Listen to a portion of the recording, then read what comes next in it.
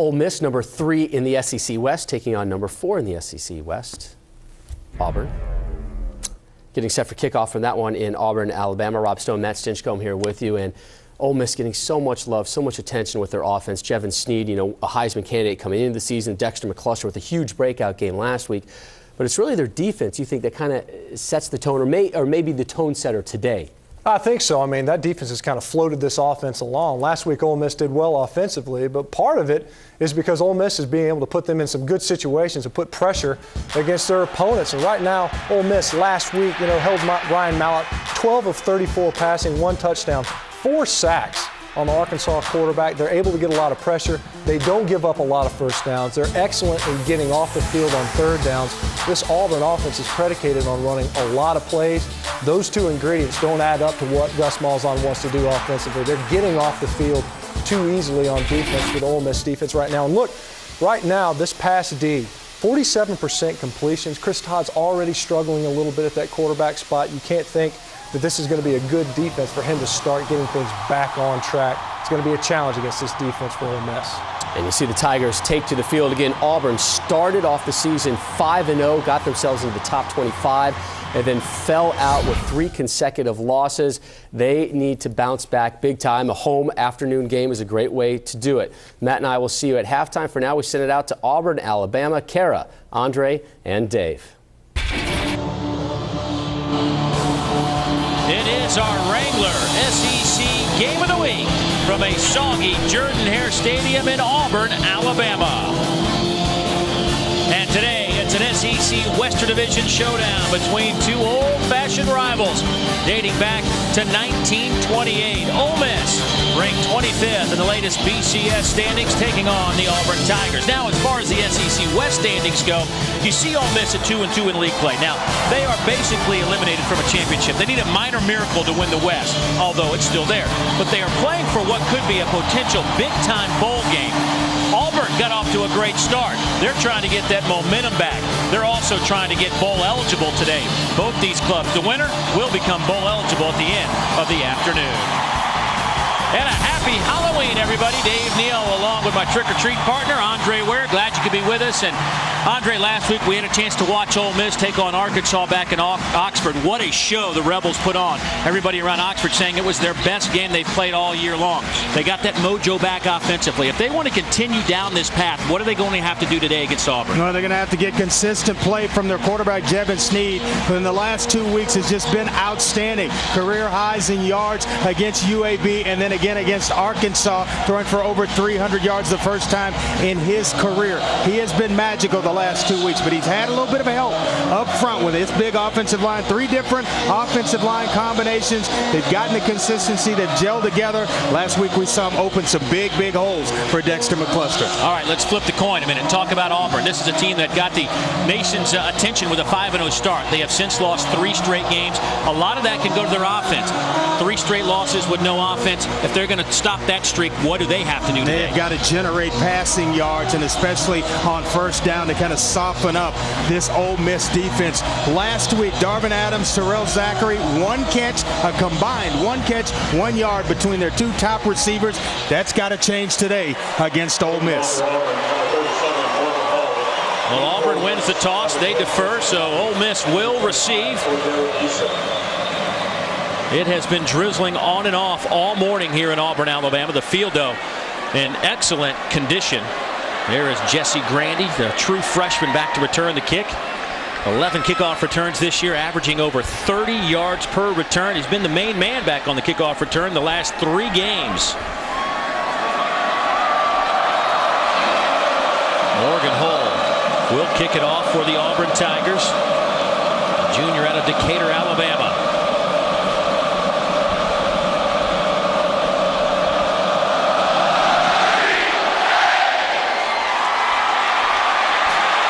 Take it 4 yards deep and bring it out. And he is right. Loose football.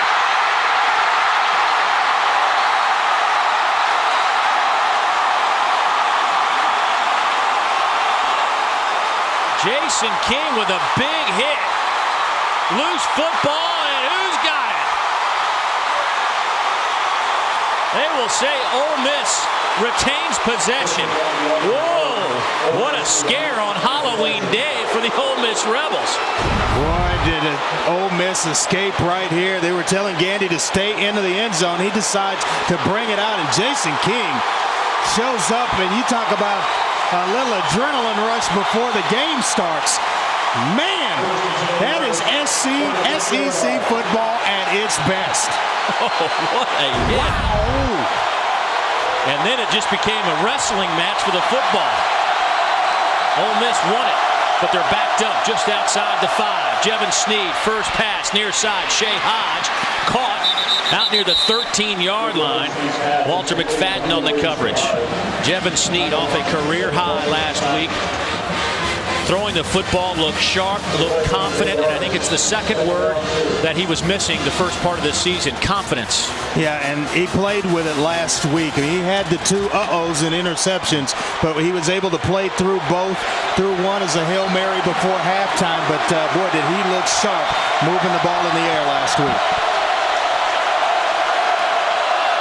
Out of the eye, handoff. Bolden. He will take it out of the 15 to the 17. I think that'll be good enough for a first down. Only needed a couple. Yeah, you'll see a couple of different running backs for Ole Miss, but the main runner, when they line up in that I formation, Brandon Bolden, you'll see McCluster there. You'll see a bunch of different guys. Rodney Scott, Kodera Easton at times, but when they really want to line up and come at you, it's Brandon Bolden. Now it's McCluster. That tailback of the I formation.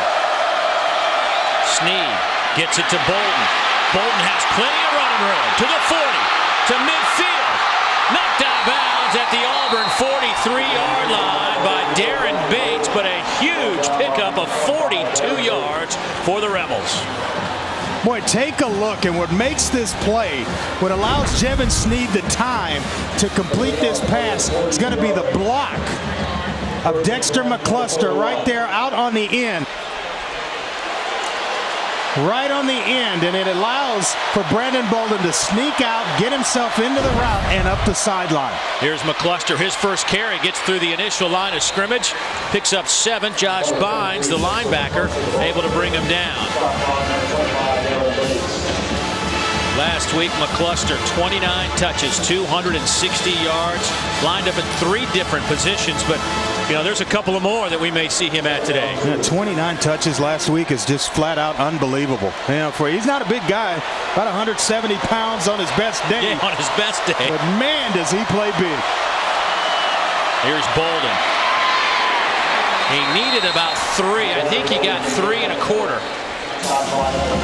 That should be good enough for the first down. Tripped up by El Toro Freeman.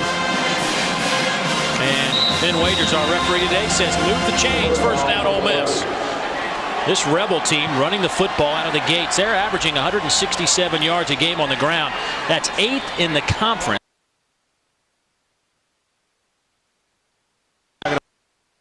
With a pass on this first possession. Ole Miss looking pretty sharp.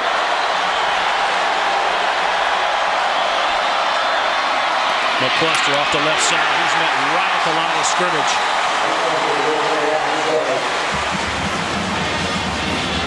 Antonio Coleman, one of 3 blue jerseys in on that tackle. That'll bring up a second down and 9. All right.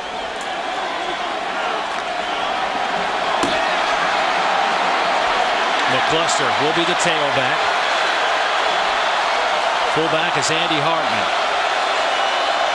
Gerald Harris, the tight end, in motion. Little delay handoff to McCluster. He's got some room. McCluster inside the 20. And Ole Miss inside the red zone. They'll spot it at the 17.5. Mike Slade tripped him up. Boy, this is what you get when you have a player like Dexter McCluster and you have man-to-man defense on the outside. All it takes is a little bit of a gap, and he's through it and into the second, maybe third level of your defense. Boy, you got to be impressed with this Ole Miss offense. 3 touches already for Dexter McCluster. Shea Hodge, near side, wide receiver, guy that like to throw a little fade to. Now he goes in motion. McCluster, the tailback. Snead throws on the run. Pass is incomplete. Looking for Lionel Bro. Second down. Now, Ole Miss in the red zone, second best in terms of overall scoring percentage, almost 96%. They've scored on 22 of 23 opportunities, but their TD percentage is off the charts. First in the conference in that department, 17 TDs in 23 opportunities. Yeah, that's because of a lot of different things coming together at the right time. You get down inside the 20-yard line, it's time to put touchdowns into the end zone as opposed to field goals. And I think Houston, he gets aggressive down inside the red zone. A lot of coaches will just play for points. High pass to McCluster. He's trying to get the corner. He's got the first down. It'll be first and goal, Ole Miss. They'll mark it at the 7-yard line. Lionel Bro with a big block on the outside to help McCluster. Well, I think it was Marquise Summers, the wide receiver out on the edge. Number 16, watch him. You're just going to see heels go up into the air. And boy, I'm telling you what, it was nice. Nice block out in space. Turning Walter McFadden on his neck, and that's going to convert and move the first down marker. Good job by both those receivers on the outside. Well, you got to have that if you're going to have successful plays that go for big yards. Receivers willing to play unselfish football. Quick hitter to the fullback, Andy Hartman, touchdown, Ole Miss. What a drive. 10 plays, backed up at their own 6. Well, this play's made because of Jevin Snead, the quarterback. The quick decision right there. As soon as Andy Hartman outflanks the corner or the area outside defender, the ball is in the air so he can catch and turn up the field. And once he does, it's just a nice little waltz into the end zone. Justin Sparks will hold for Joshua Sheen. Point after is up and good for Andy Hartman, his 4th reception of the year. 3 of them have resulted in touchdowns. What an opening drive and an opening statement by Ole Miss on the road at Auburn. An early 7-0 lead.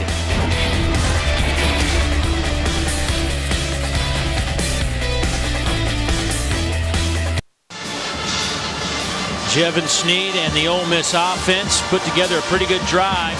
The man who scored it right there, the fullback Andy Hartman, 10 plays, 94 yards, 4.5 minutes. Snead on that drive, 4 out of 5 for 69 yards. An excellent decision making on the part of Jevin Snead, getting the football out, and a lot of those passes, timing. If he waits just a second, a defender gets his hands on a football, he's back, he's out, he's read it out, delivering the football on time. That's a recipe for success offensively. Well, you saw that number. Ole Miss has been good in the first quarter. They've only allowed 3 first-quarter points all season. By the way, that was the longest scoring drive in terms of yards this year by the Rebels. 94 yards. That kick is miserable.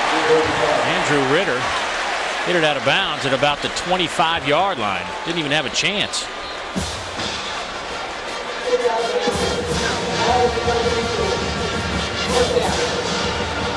Well, they'll mark the ball at the 40-yard line for that man who will lead this Auburn offense onto the field. Chris Todd, the senior out of Elizabethtown, Kentucky, completing about 56% of his passes, 12 touchdowns, only 3 interceptions, but last week 8 of 14 for 47 yards.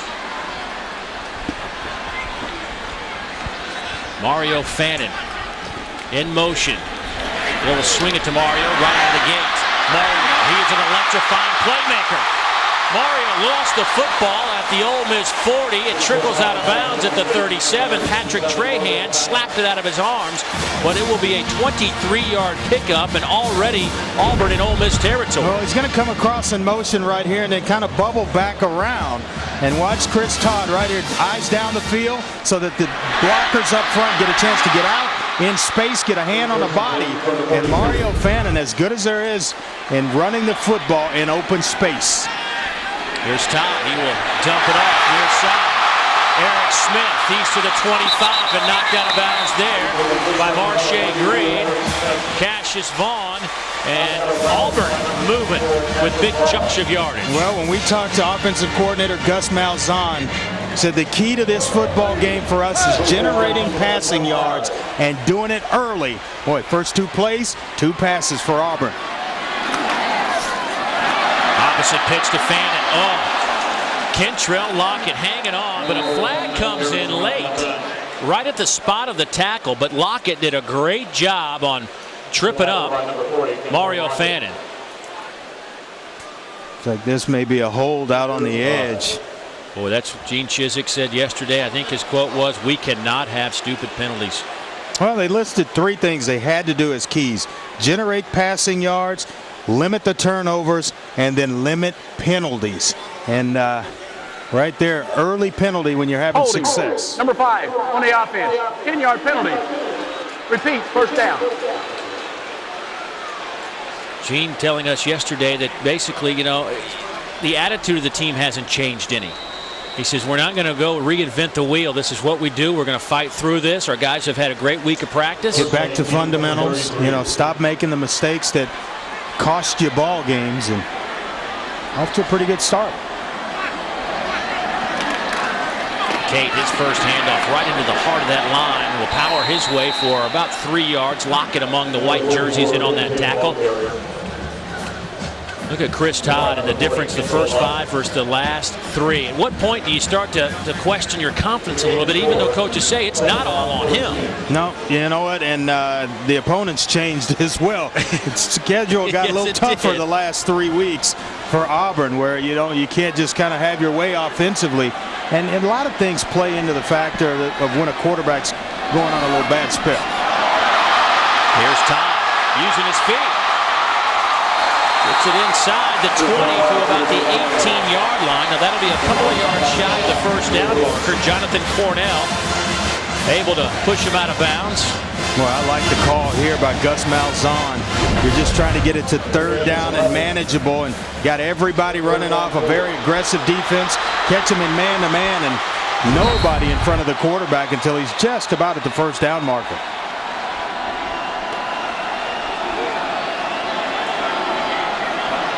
Eric Smith and Ben Tate in at tailback. They'll split on each side of Chris Todd on a 3rd down. Let's call it 4. Tough pass to catch for Eric Smith off his left hand. That'll bring up 4th down, and here comes the kicking unit. Tough pass to come down with. It stayed in the air a little bit too long, and Eric Smith started to get a little nervous. When's it coming? When's the pursuit coming from the backside to get to me as well? But Auburn, I think, a small win on this drive, getting themselves in field goal range to answer points with some points of their own. 36-yard field goal attempt. Wes Byram, 12 out of 13 this year. Sneaks it in the upright. Auburn on the board. They were moving it, and then a holding penalty backed him up. But Auburn will take the 3 on their opening drive, and they've cut the Ole Miss lead to 4. And when we come back to Jordan-Hare, Dexter McCluster and the offense will take the field again. Their opening drive was very impressive. Stay with us on the SEC Network.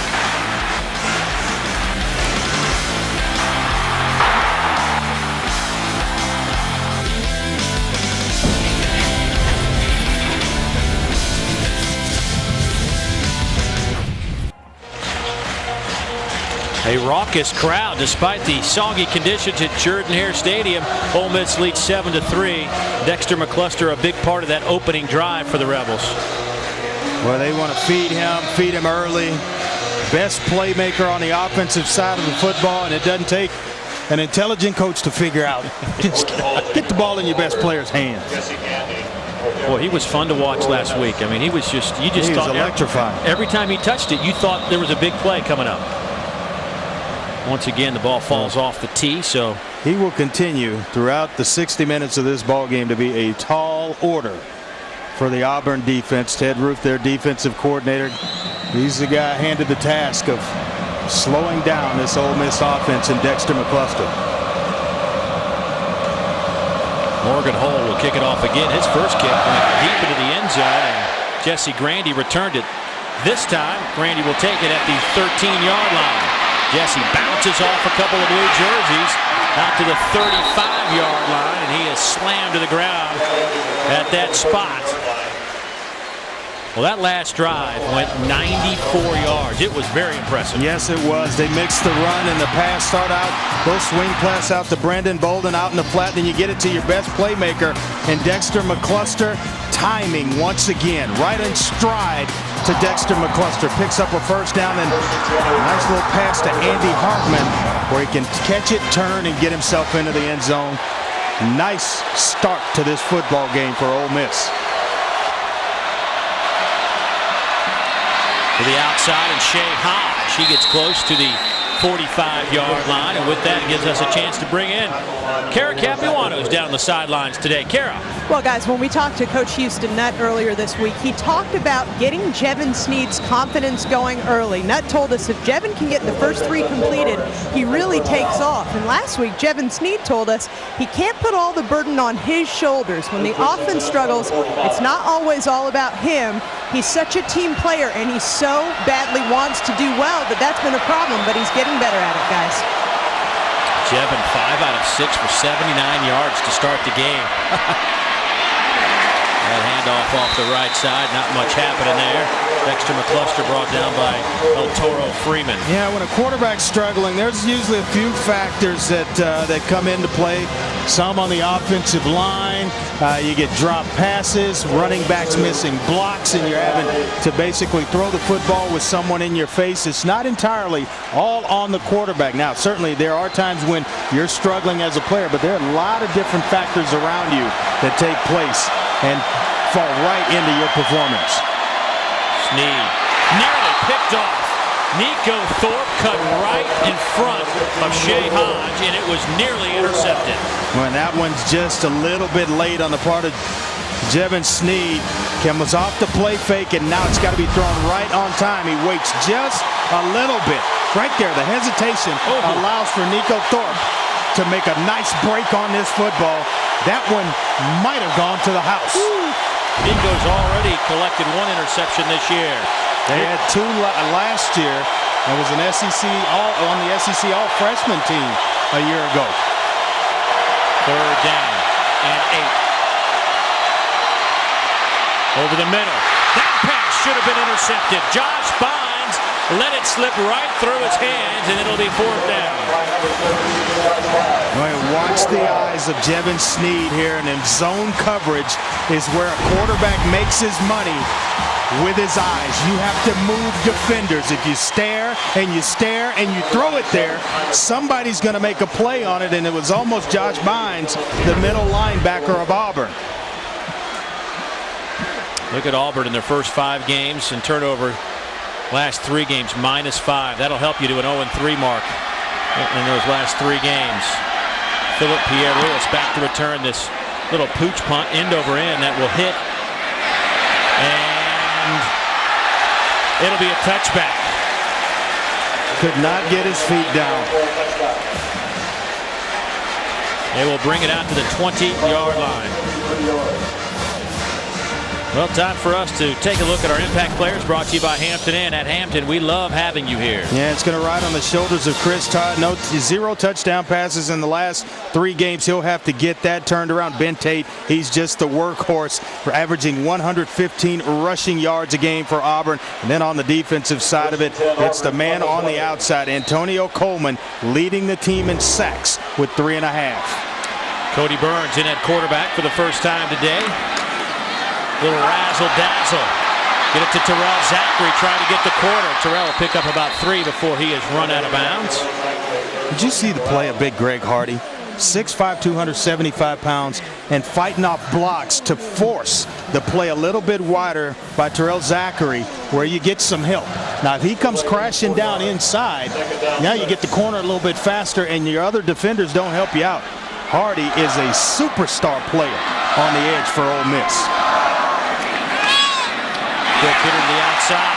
Darvin Adams with the catch. And Coach Chiswick, along with Gus Malzahn, the offensive coordinator, telling us that they need their receivers to be big. They got to help their quarterback. Adams and Zachary, not much of a factor last week. They're also looking for a number 3 guy to step up. And they're playmakers. You saw Zachary with the end around, and now Adams with that reception. They want to throw on first down. The two only combined 1 reception, 1 yard last week.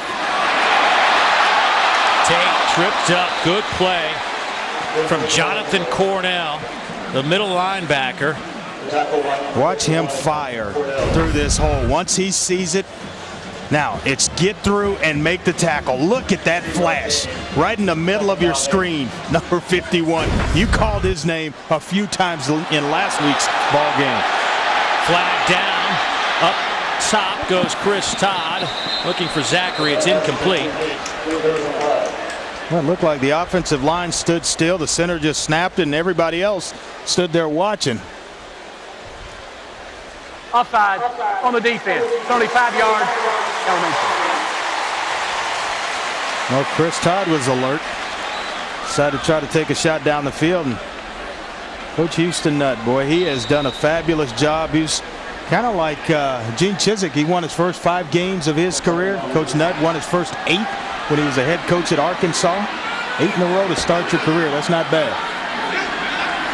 Last week, an emotional win for Coach Nutt, taking down a place he coached for 10 years, Arkansas. And today, it's also some emotions going on. Some of his previous coaches are on this Auburn staff. Todd going up top again. Wide open is Terrell Zachary, and he can't catch it.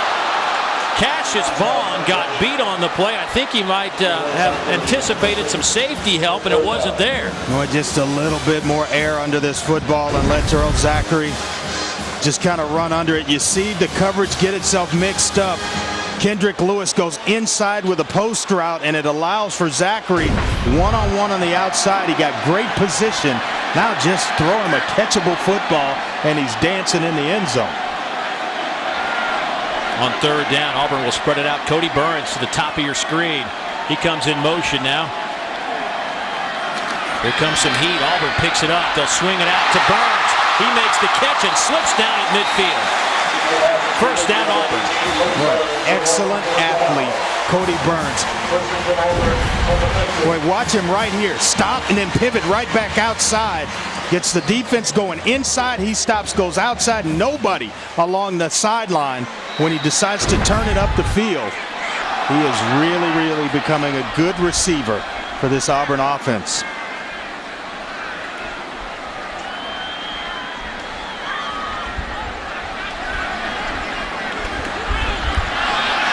Trying to find some room, nowhere to go.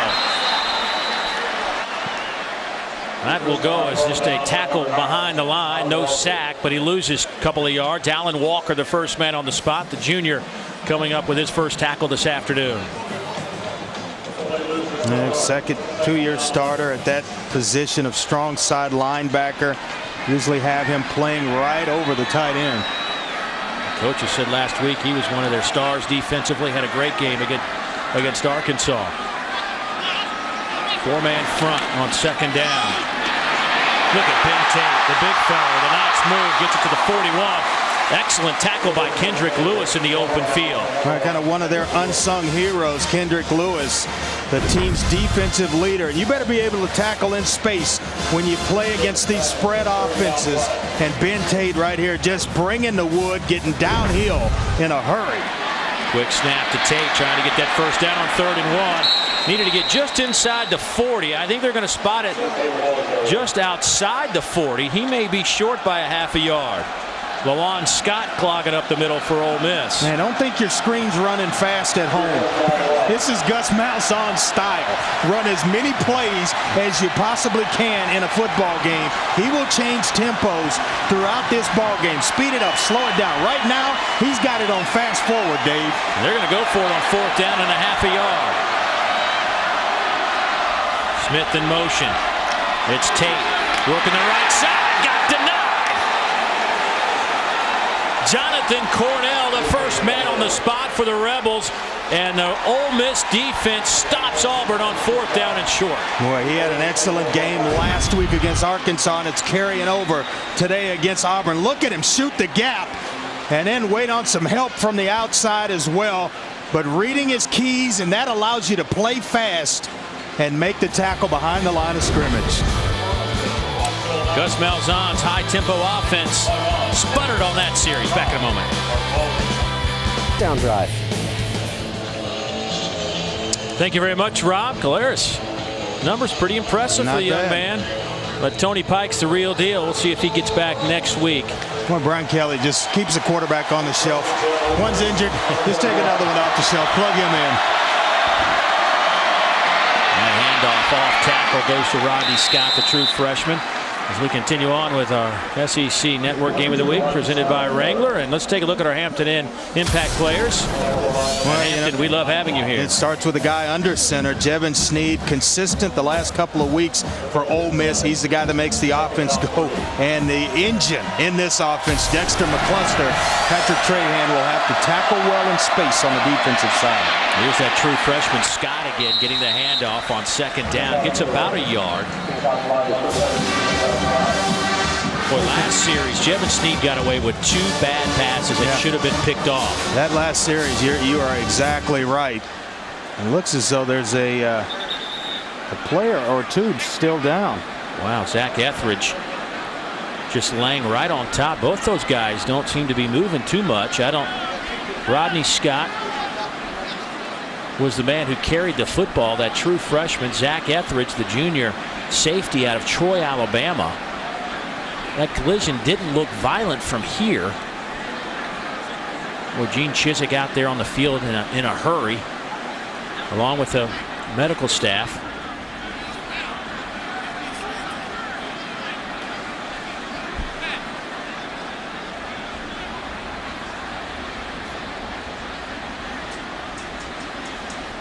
And medical staff's taking extra precautions in these situations.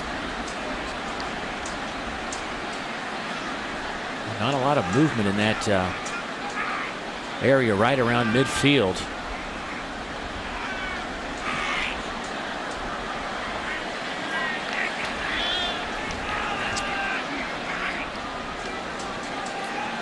Well, we will step aside for a moment and try to get some details on this. Stay with us here on the SEC Network.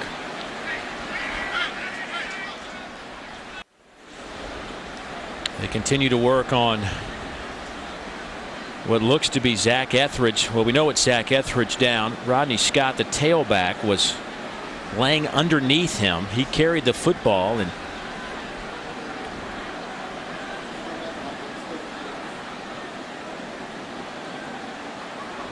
man, that's just awful to see. It is absolutely awful to see that. Yeah, it's tough on everybody, teammates, coaches, fans, because you're just kind of saying prayers for the young man and hoping everything turns out okay.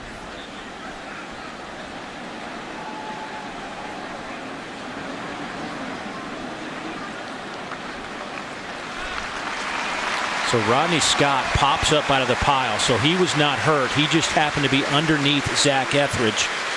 So no worries for Rodney's family at this point, but the concern now directly pointed at Zach Etheridge. And hopefully they'll take him in for some evaluations and it'll turn out okay.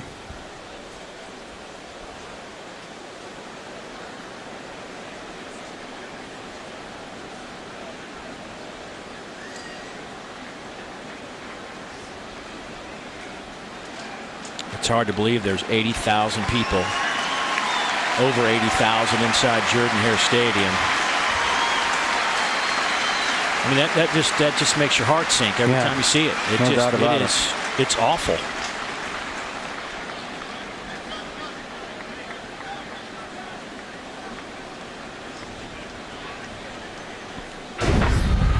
Now watch 52.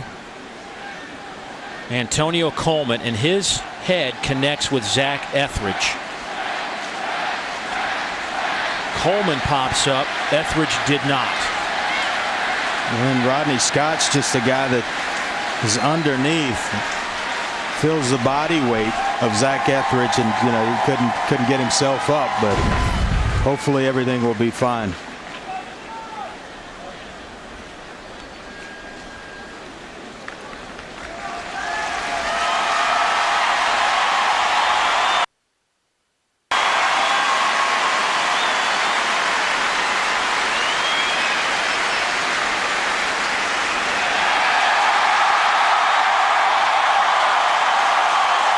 There's a thumbs up we were hoping to see.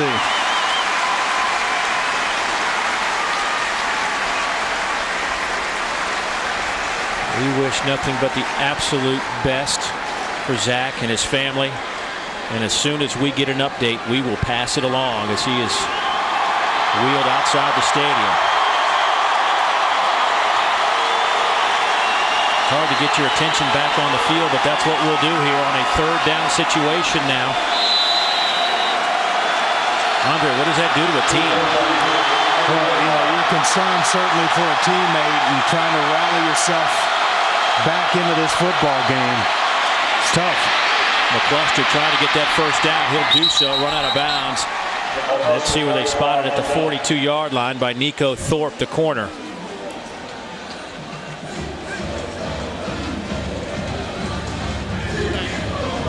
Dave Neal and Andre Ware, Kara Capuano, glad you could be with us today. But as you look at this, if you're just clicking around and joining us, that's a shot of Zach Etheridge being wheeled into an ambulance after a head-on collision with one of his own teammates just moments ago. In motion, Markeith Summers out of the I formation. Will delay handoff to Dexter. He's got a huge hole off the right side down to the 30-yard line. Give him a gain of 12. Andy Hartman, the fullback, with an excellent block to spring him open for the first down carry. Not a big guy, but he doesn't need a lot of room in which to get through, and you'll see it right there. He's into the hole. Nice block by Andy Hartman on the outside, just kicking out, and then right behind it is Dexter McCluster. But boy, can he turn the corner in a hurry. I mean, you just think it's going to the house every time he touches it. Cuts it back inside, down to the 26-yard line. It is amazing to me, Josh Bynes on that tackle, by the way, Andre, that he didn't touch the ball until about 4 minutes to go in the third quarter 2 weeks ago against UAB. Right. We sit down with the coaches last week. He's going to touch it. And they said, I mean, the first thing, we didn't even ask the question. Guys, here's what you need to know. McCluster's going to be involved in the offense like you've never seen before. Where they felt like they had to create opportunities for their best player on offense to touch the football. And they have done one heck of a job in the last 2 weeks of figuring that thing out. Second down. Snead over the middle. Passes bound in the air. Nearly picked off. Darren Bates, the true freshman out of Olive Branch, Mississippi, not too far from Oxford, nearly had the INT. Yeah, he was trying to go to Gerald Harris, the tight end, and he gets batted into the air. And Darren Bates, this secondary for Auburn, they're going to kick themselves when the day's over. That's three tipped passes that should have been intercepted, or three where they've had their hands on three that should have gone the other way. Third down and 6. Snead in the pocket. Off the fingertips of Shea Hodge, and that'll bring up fourth down. Nico Thorpe on the coverage. And he got good pressure, Auburn did, by Mike Blanc. The defensive tackle, big guy, first-year starter, pushing the pocket right into the face of Jevin Snead. And force a field goal attempt here.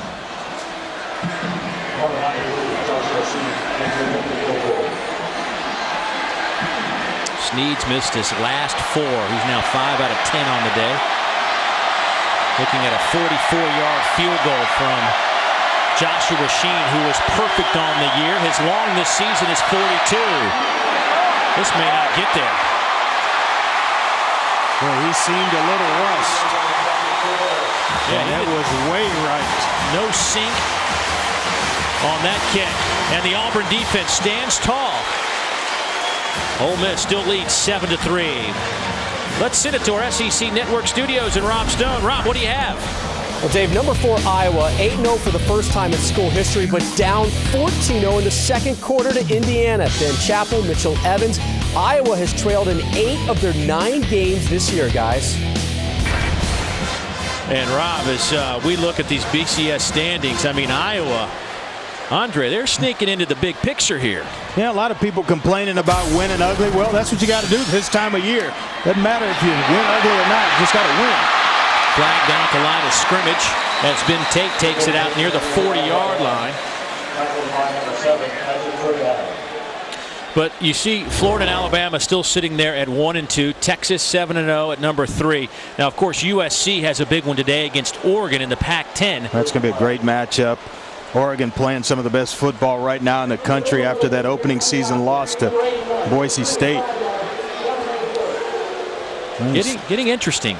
Still have a couple of non-automatic qualifiers in there, and TCU and Boise State undefeated. This could get interesting on Halloween. So you've been giddy since you got to the stadium today. You just need to slow down. I was ready for some football, man. It's perfect fall weather. By the way, illegal motion against the Auburn offense. Backs him up 5 yards. Nullifies that big gain by Cade. He'll try to get some of that back on that carry. He'll give him 4.5 maybe. So he gets bumped out of bounds by Fawn Ingram. He's a good football player now. Ben Tate, 5'11", 220 pounds.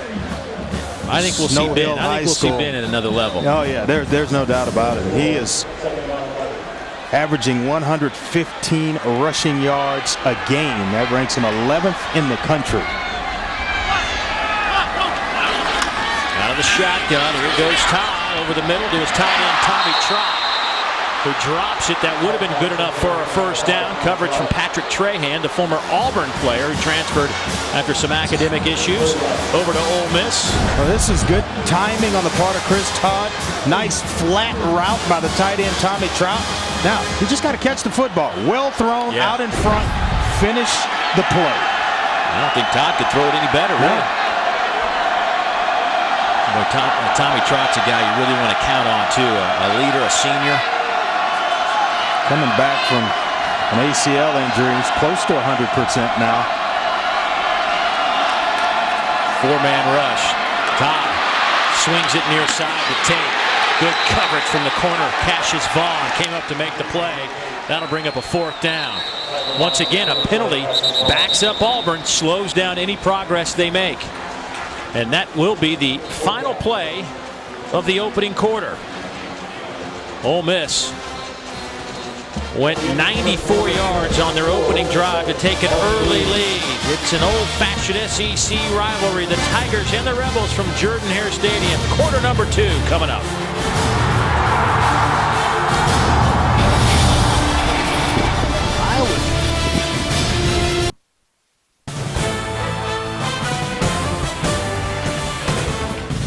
You're looking at Toomer's Corner, the historic location that's tied into the oldest tradition, one of them here at Auburn. The location gets its name from Toomer's Drugstore, which has stood at Toomer's Corner since the late 19th century and is still in operation to this day at its original locale, they say. And I will concur. I haven't had everybody's lemonade, but they've got good lemonade in there now. Lemonade looked pretty good. There's a little something special they put in that lemonade. Welcome back to our Wrangler SEC Game of the Week from Jordan-Hare Stadium. We are moments away from the beginning of the second quarter. Ole Miss leads it 7-3 as Auburn gets set to punt it away. Clinton Durst will punt it away. Marche Green stands back at the 40-yard line. End over end kick. Green fields it at the 35. To the 40. Nice return out to the 47-yard line. Give him a return of 15. And with that, let's get an update on the injury to Zach Etheridge from Kara. Well, guys, just talked to the Auburn staff. They are going to take Zach Etheridge to a local hospital to check out his neck injury, but we're very pleased to report he does have feeling and movement in all of his extremities. They're taking him there as a precaution to check out the neck. Well, that's good to hear. That is good to hear. Number 4 in blue there on the replay. That is good news. Yes. 4-man front on 1st down and 10. McCluster the single setback.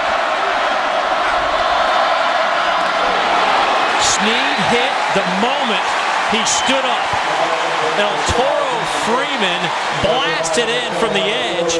I don't even think Snead saw him until the last second. Dave, there's a little thing called pre-snap read that gives you an alert that something like this is going to happen. Watch right here, number 21, and how fast he gets to Jevin Snead. Hello.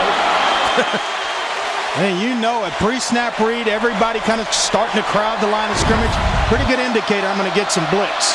Here's McCluster, makes a man miss, gets it inside Auburn territory to the 48. Aaron Bates will get credit for the tackle.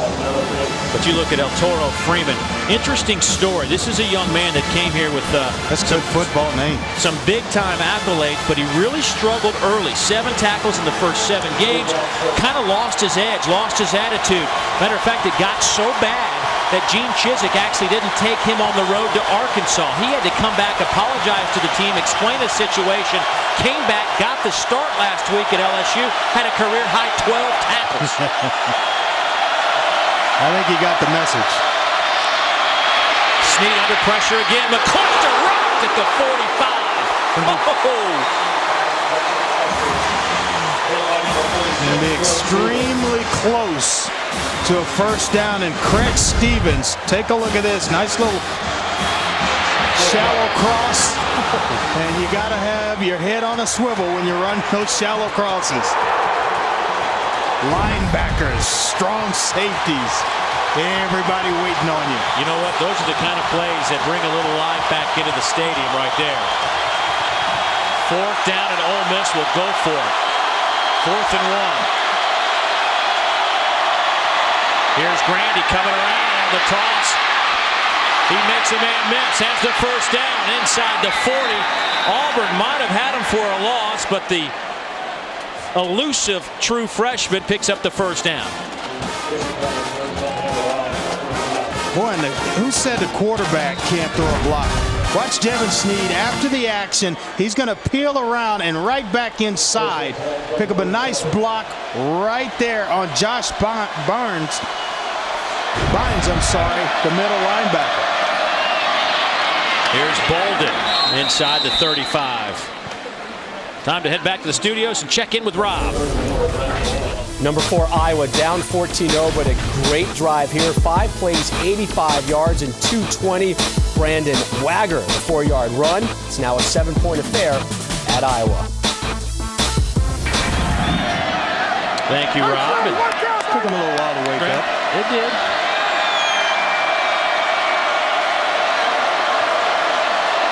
Second down here. Brandon Bolden, the tailback. Hartman, the fullback. Snead rolling near side. He'll take it to the 38, almost the original line of scrimmage. He said Iowa getting off to a slow start, trailed 14-0 before that touchdown. One of the reasons could be the fact that they're losing this guy, Adam Robinson, averaging over 5 yards a pop, out for the season after an ankle injury. Well, that's a big cog in their offense. You see the production as well, the 5 touchdowns to go along with it. That will cause just about anybody to have a slow start to a football game. Iowa will get themselves back into that one before day's end. Crowd trying to get themselves back into this one. 3rd down and 6 coming up. Snead all day to throw. Hit Grandy right in the hands, and he dropped it. Boy, he was about to shoot right out the back door and was matched against a linebacker. And young player, freshman, got to catch the football first. But he's got Damon Washington, the corner, actually in trail technique. And he is well ahead and had the first down had he caught the football. Ole Miss will take a timeout as a decision is coming. 4th on a 4th down play. Well, Ted Roof, the defensive coordinator for Auburn, has done a pretty good job of knowing when to bring the pressure to Jevin Snead. And he's gotten there a couple of times, and you could see his body language change just a little bit on this drive. All season long, Champion Apparel will be showcasing the tradition and history of the SEC. And today we'll take a look at one of the great ones. It's the Flight of Nova, the War Eagle, before the game. You want to talk about a unique event. This is it right here.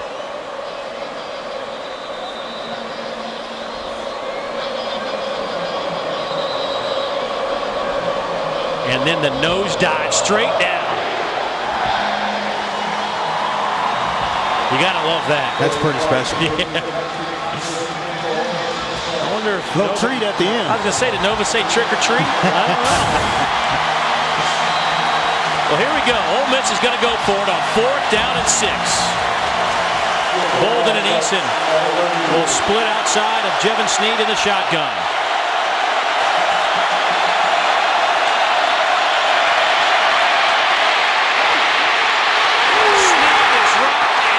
At the 45, and he is slow to get up. Antoine Carter.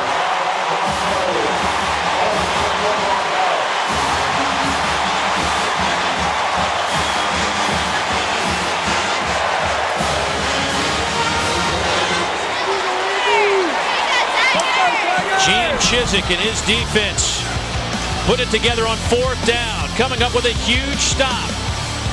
Back in a moment.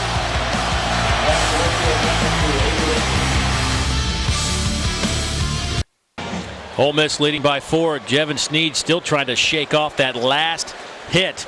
He has struggled since an unbelievable start. 5 out of 6, 79 yards. Now just 1 of his last 8. And he has gotten some pressure, which has caused that 7 misfires of late. Yeah, and you got to get rid of the football in that instance. What it does is it gives Auburn an even shorter field. So throw the football away, get your defense back on the field, and it saves them about, anywhere from 7 to 10 yards. Here's Tate. Boy, Ole Miss all over it. 5 white jerseys led by Patrick Trahan. Let's go back to that sack, Andre, and show you what happened. I thought it was good coverage downfield, allowing some guys to get to him. Excellent coverage down the field, and you watch Jevin Sneed in this instance. As soon as he sees a color of a different kind, right there, 91, throw the football away, get it out of bounds, don't take that sack, and better the field position for Auburn on 1st down. Right there. Football should have been gone. You avoid the hit, everything. Ben Tate, Eric Smith in the backfield along with Chris Todd. Todd, that ball was batted and nearly picked off. I think it was. Lawan Scott tipped it, and it is intercepted. Alan Walker comes up with the deflection, and Ole Miss has it inside the 40.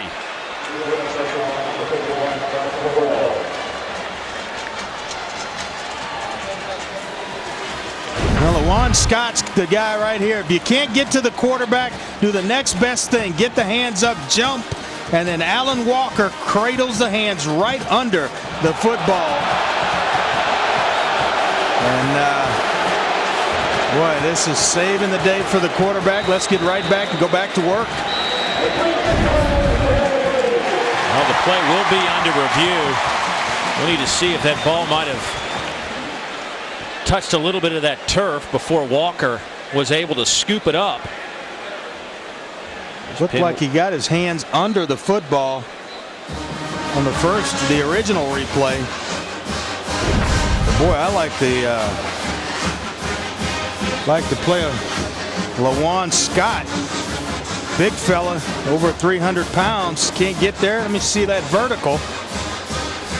Tell you what, remember once again, the phrase is has to be indisputable evidence to overturn the call on the field. So I don't know if you see it from that angle. Jonathan Cornell was the other guy that had the football in his hands. It looked like Walker ripped it out of his own guy's possession. Yeah.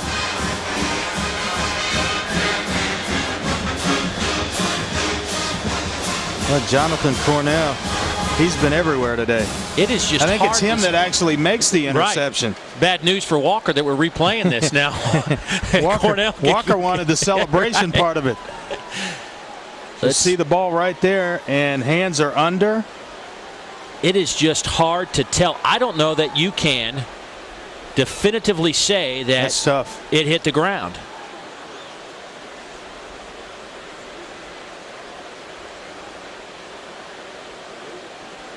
Walker just his body gets in front right before impact, so it's hard to say. It looks like it's sitting on the forearms of Cornell, the middle linebacker, and then he just kind of cradles and rolls over.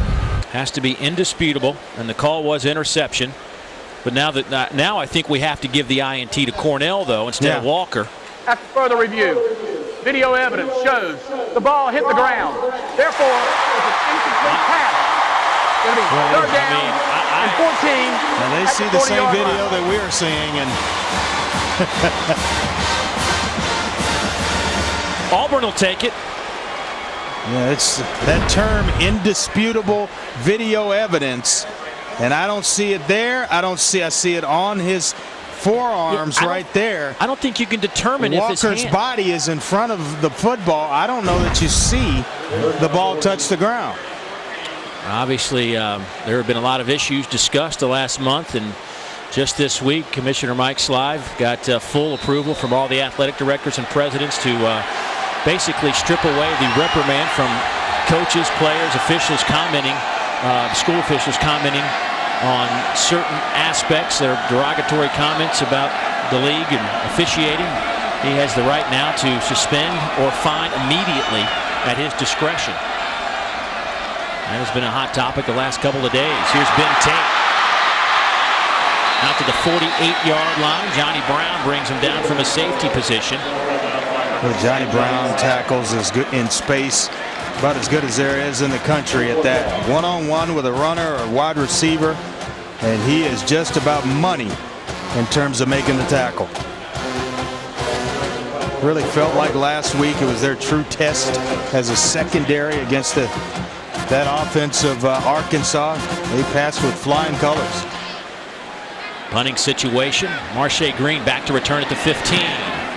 Well, this is a high, good hang time kick. Green calls for a fair catch and will make it at the 12-yard line. Ole Miss thought they had the interception. Short field was in store. The replay officials say otherwise. Back in a moment.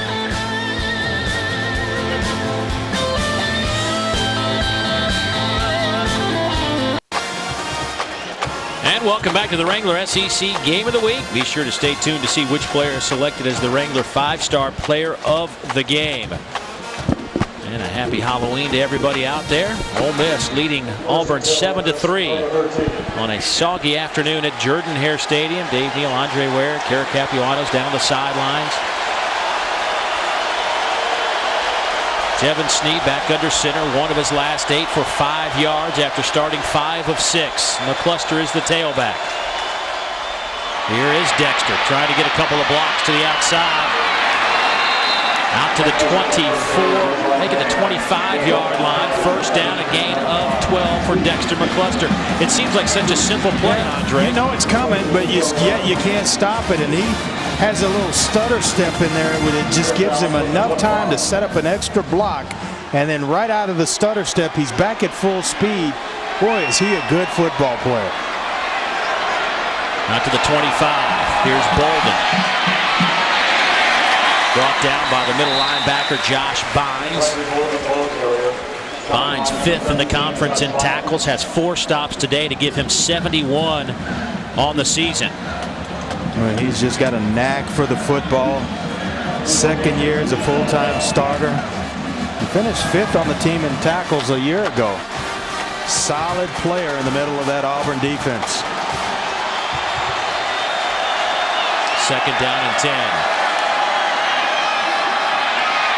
Sneed rolls, fires, Hodge. Good catch. He was battling on the outside with Walter McFadden. Those two were banging shoulder pads, and Hodge came up with the grab. Well, McFadden had about as good a coverage on the play as you could possibly have, right in the hip pocket of Shea Hodge, and sometimes you just got to have the want to and go back and just snatch the football out of the air, which is what Shea Hodge did in that instance. But getting Devin Sneed a little confidence, a little rollout, letting him use his athletic ability. 7-3 Ole Miss out in front.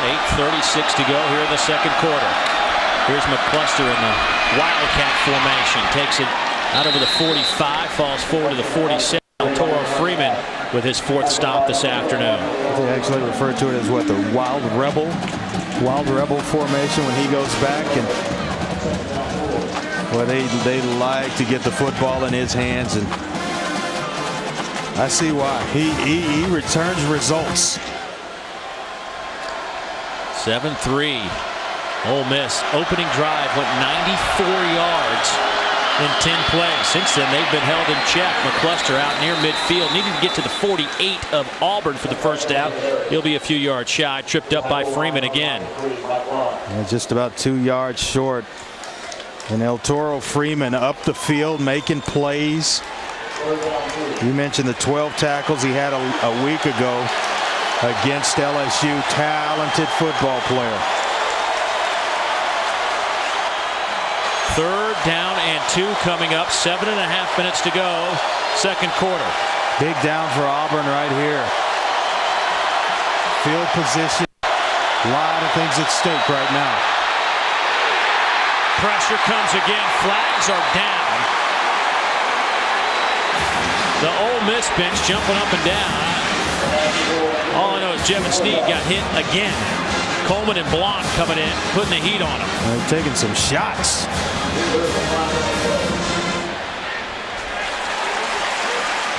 Illegal shift against the Ole Miss offense. And they just kind of look, a little bit out of sync since that first drive, Dave. A lot of penalties. A lot of things going wrong for the Rebels. And if Auburn gets some things going right offensively, gets some consistency in that Gus Malzahn offense, they may take a halftime lead or a lead into halftime. Having some technical issues here at Auburn on this soggy, rainy afternoon. Apologize for those as Ole Miss gets set to punt it away. The Philip Pierre Lewis stands back at the 10-yard line. Tyler Campbell, good snap. Short kick that will hit at the 11. Good coverage. Lionel Bro on the spot for Ole Miss to down it inside the 10-yard line. Boy, this Auburn offense has been struggling today like they have the last 3 games. Only 94 total yards. They will need to get it cranked up when we come back.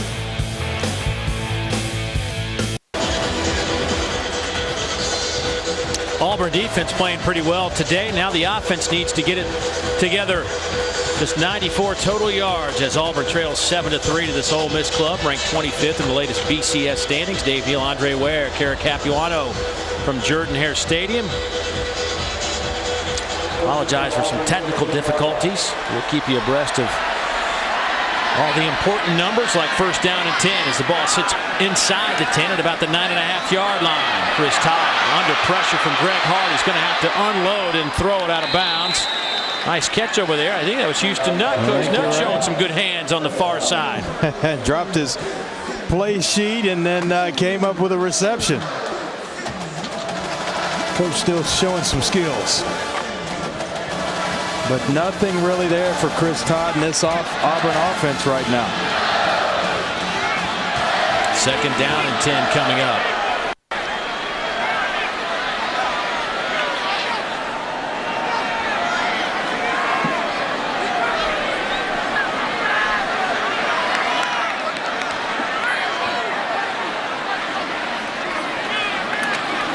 Inside handoff to Ben Tate. He needed to get to the 20 for the first down. He got stood up at the 18 by Joel Kite, the true freshman linebacker. Kendrick Lewis also in on the play, the safety. As the clock moves, 6:40, 6:39 to go here in the second quarter. It'll be third down and we'll say a long 2. Didn't quite get the 20, but he did the next best thing, which was to get it to third down and short. And they're about 41% on the season in converting on third downs. Todd going up top. Has a man. Zachary with the catch at the 40-yard line. Cassius Vaughn on the coverage, but what a grab from Zachary. Well, it's the throw that wins here. Zachary gets a step behind his defender, and the throw is what makes the play. The throw of Chris Todd right here in stride, where Terrell Zachary does not have to break stride, right over the shoulder. Excellent throwing catch. A gain of 42. Quickly to the line. It's Ben Tate. He picks up 9. D.T. Shackelford brings him down, but I got to tell you, that was good coverage by Cassius Vaughn on that play. That was just perfect perfect throw. Ball couldn't have been dropped in any better from Chris Todd. And what do? They step on the gas, quicken the pace, keep you tired. Here's Tate. Breaks a tackle inside the 30. Look at him still moving. They'll blow the whistle. They'll spot the ball at the 28. First down, Auburn. Vaughn Ingram, Lamarck Armour will get credit for the tackle. And quickly, Ole Miss trying to make some wholesale changes as this up-tempo offense makes it hard to do that. Yeah, that's the offensive coordinator right there, Gus Malzahn. Hits you with a big play. He doesn't take long to celebrate. He goes right back to work. Has a man wide open. Darvin Adams, touchdown Auburn. 28 yards.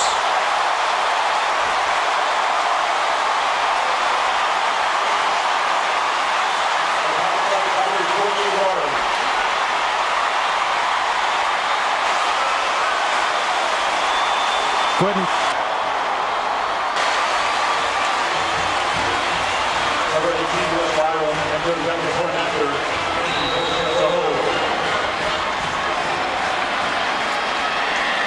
Point after, Wes Byram will step on the field. He drills it through the uprights. And Auburn has taken a lead. How about that drive? 90 yards. So well defensively that you knew the offense had to start to feel the pressure. And you're going to see the tight end right at the top occupy the safety, which gives the corner route to Darvin Adams. He's wide open. No safety help over the top because they're dealing with the tight end, Tommy Trott.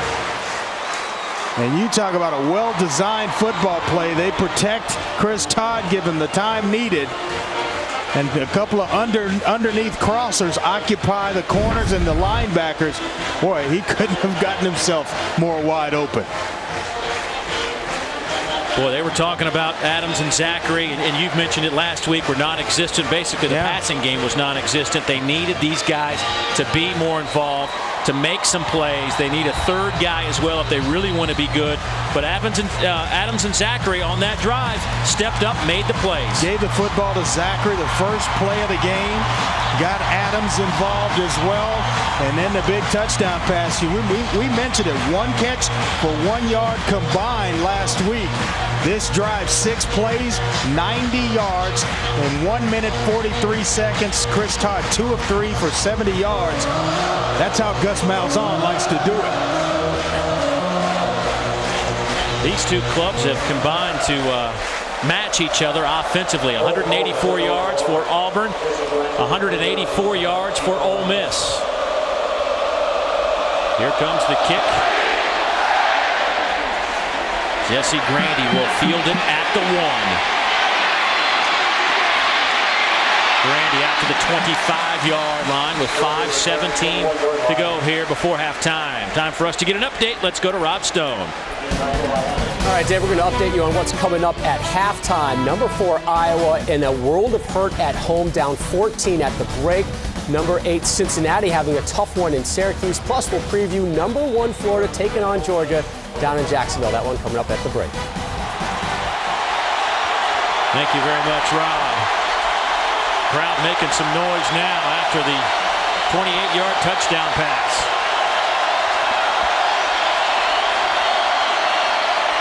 Snead, quick throw to Bolden. He's out to the 30-yard line. That'll be a gain of 5.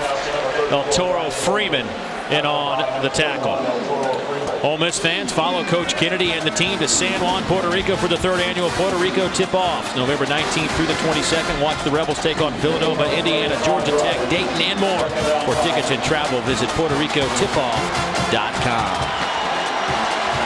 Well, they've gone back to that quick passing game, take a little pressure off the offensive line. They've been getting to Devin Snead a little bit, getting back all out. McCluster off the left side. Just a straight handoff, picks up 5, 6, 7 yards. Nick Fairley will get credit for the tackle. See Devin Snead here. Let's go back and take a look in the first quarter. His touchdown pass to Andy Hartman. Nice quick set release, getting Andy Hartman into the end zone. Second quarter, it's Chris Todd. The last score wide open is Mr. Adams, Darvin Adams. And that gets us to where we are right now, Dave. 10-7, the Auburn Tigers.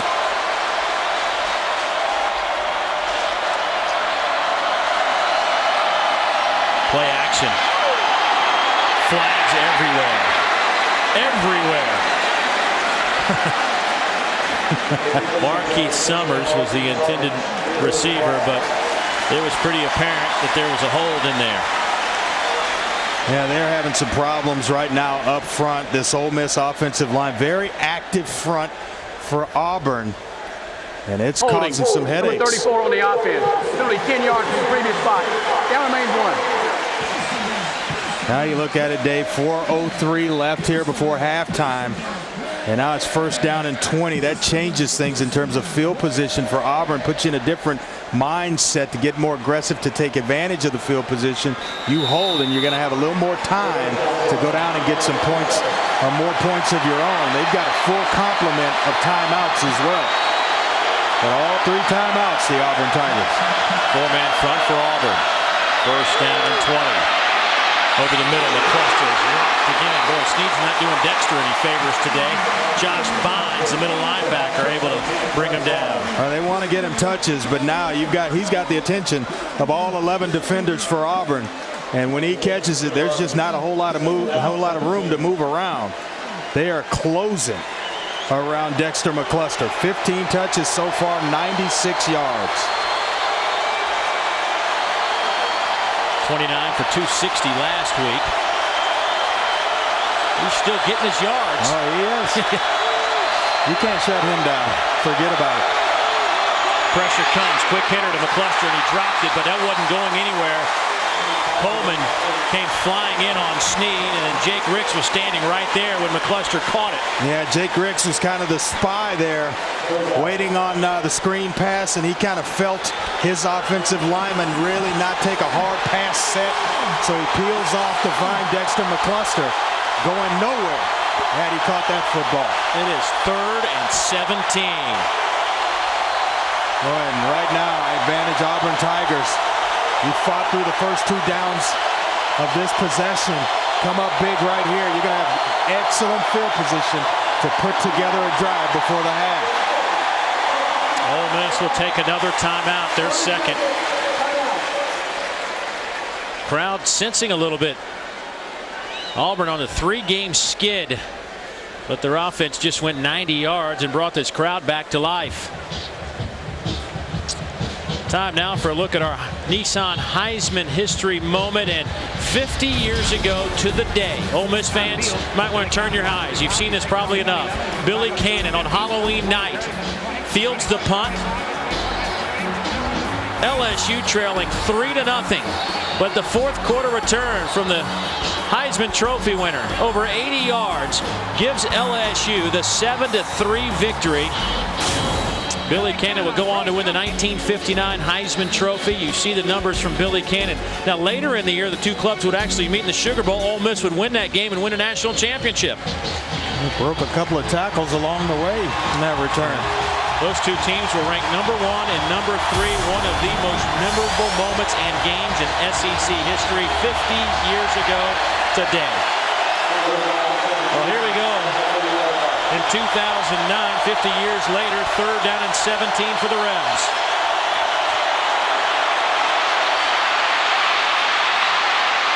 Long way to run for Snead, and he's going to get it. Are you kidding me? A 20-yard pickup. Bolden with a good block to help him pick up the first down. Boy, some deep zone drops and a couple of missed tackles allowed Jevin Snead to escape. 3rd down and forever. Just take care of business. Keep it in front of you, make a tackle.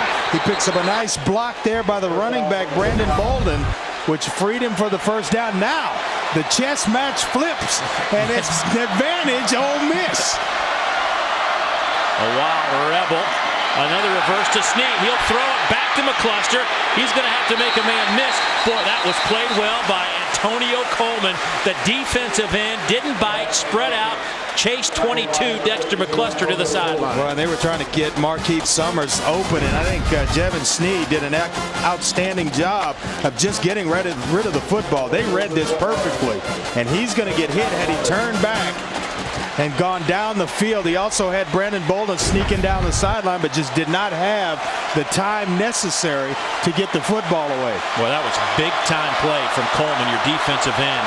Not only to get out there, but then make a play on the diminutive McCluster. Here's Dexter now. He makes a guy miss. He's trying to get a block. Dives down at the 42-yard line. He'll be a yard and a half shy. Darren Bates, the first man on the spot for Auburn. Boy, he can just flat out make you look foolish in the film room. Watch this right there. You think you have him, Josh Bynes? No, you don't. Then right there, that little subtle cut, that'll give him about 3 to 4 yards. Just put that foot in the ground and get up the field.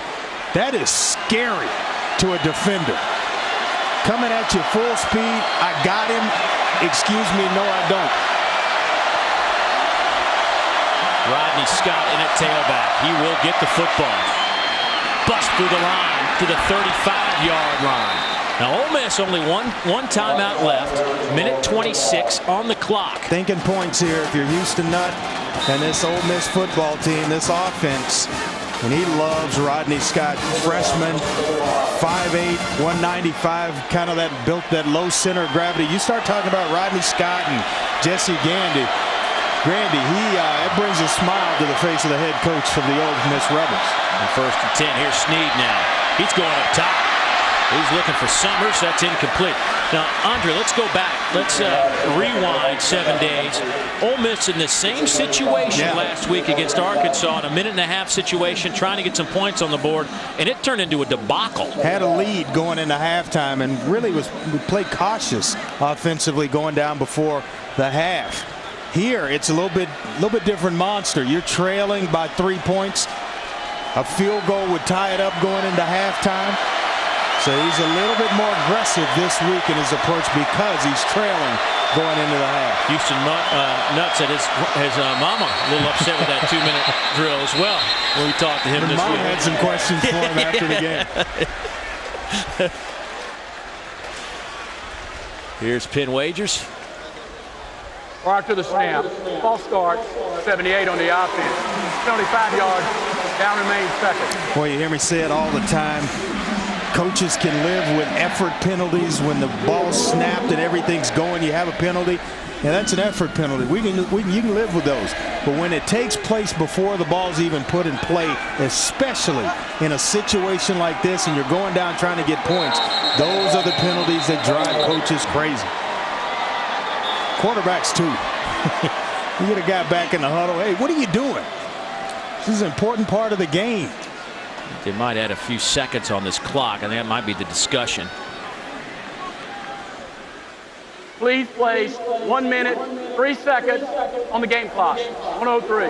You know, if it was one of those big grunts up front, I'd just tell them, you know better. Especially if it was one of the upperclassmen. You know better. You know what we're trying to do here. And, they feel bad enough. You don't need to beat on them too bad. And they're going to get chewed out. Just a little reminder, you know better than the jump. Well, here comes the 10th play of this drive on a 2nd down and 15.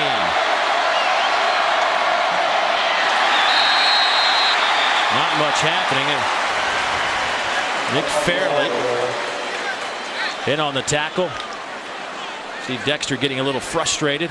Well, you say just 5 yards, but man, it just takes you out of field goal range. The playbook changes because now you put your team in a position of 3rd down and super long, third and Auburn right now for the Ole Miss Rebels. Clock winding down to 23 seconds, 22 seconds.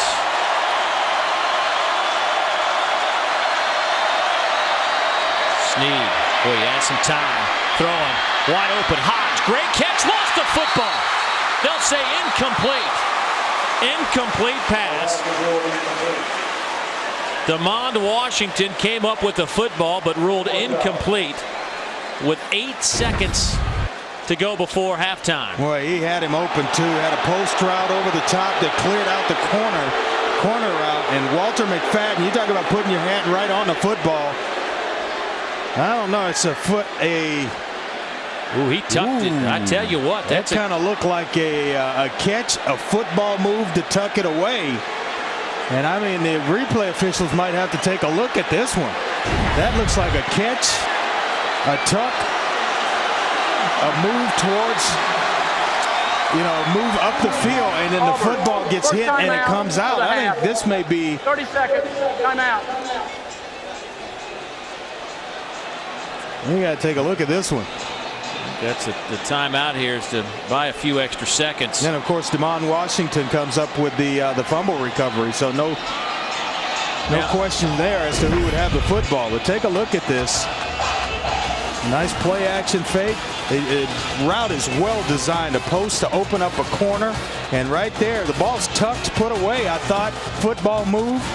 He's getting ready to make the next move on the defender, and the defender actually zeroed in on him. There's the catch, tucked away. I think it's a fumble. And part of the new, I don't want to say a rule, but the officials were instructed this year to allow maybe an extra beat if there is a situation like that, to see what would happen if it's a fumble. And if the whistle does blow, if the next football move recovers the football, they would actually, which it did in that instance, would give the ball to the guy who recovered it. 4th down and 16. You just heave it to the end zone, perhaps. Trying to get that first down on the far side to Shea Hodge with 3 seconds on the clock. So that'll turn it over on downs. Now, there were only 8 seconds on the clock. It's not like Auburn would have had a great chance to do anything with Come on, football. ask me. I'm waiting on you to ask me, my friend. So Auburn will have it with 3 seconds left. I want to know what you want to know from him. Just ask. You know my philosophy. There's never too many points in the first half of a football game. You got to get the points on the board. I would drop back and sling this baby to the goal line right now.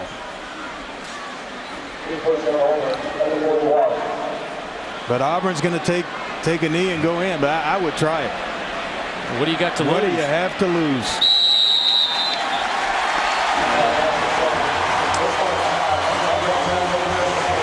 Well, Auburn will take the lead in the locker room. 10-7. Chris Todd, 7 out of 12, $125. It was the last drive that produced points where he really got it going. Jevin Sneed on the opening drive of the game got it going. But since then, it was quiet. Let's check in with Kara. Well, I'm with Coach Chizik, guys, and you know, the Ole Miss Rebels deliberately drove that first possession, and then the Tigers defense locked down. What changed, Coach? Well, I was really proud, Kara, of our guys. At first, we were kind of out of sorts the first drive there. We just needed to settle down and play. We finally kind of got the rhythm of what they're doing. We settled down, and we've been playing defense ever since. I know on offense, the goal was to generate passing yards and get better balance. How would you grade that effort? Well, we're kind of 50-50 on that right now. We need some more big plays like the one that got us in to score. We're a little inconsistent. Penalties still got us early that we talked about. We just got to be more consistent in what we do offensively. I'll let you go talk to the guys. Thanks, Coach. Dave? All right, Kara, thank you very much. A very calm, cool, and collected Gene Chizik will take a 3-point lead into the locker room. The reason they have the 3-point lead, Chris Todd to Darvin Adams. Let's go to Rob Stone in the studio for the Sailor South Halftime Report.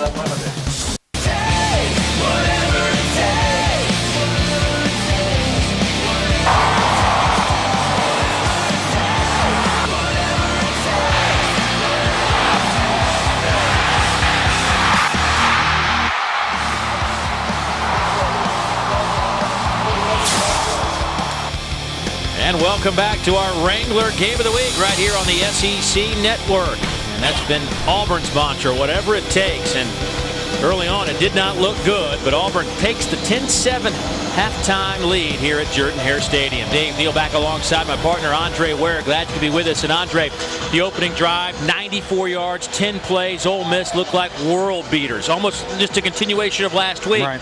Then they became null and void offensively. What happened? Now you got to credit defensive coordinator Ted Roof, who came up with an outstanding plan, made some adjustments in game before they even got to halftime. Got to Jevin Sneed with the pressure when Ole Miss didn't really expect it. They've got a spot spy on Dexter McCluster right now, and you spin it forward going into this half. I think more of the same you're going to get from Auburn defensively, and then the offense cranked up at just the right time to give them a halftime lead. Yeah, Auburn went on a 90-yard drive to score their touchdown to give them this 3-point lead. So obviously a second half, a lot to play for. Ole Miss trying to keep pace in the West in terms of a big-time bowl game. You know, they kind of put it together last week. They don't want to lose that momentum. Meanwhile, this Auburn team trying to snap their 3-game losing streak. Auburn will get the ball to start the second half.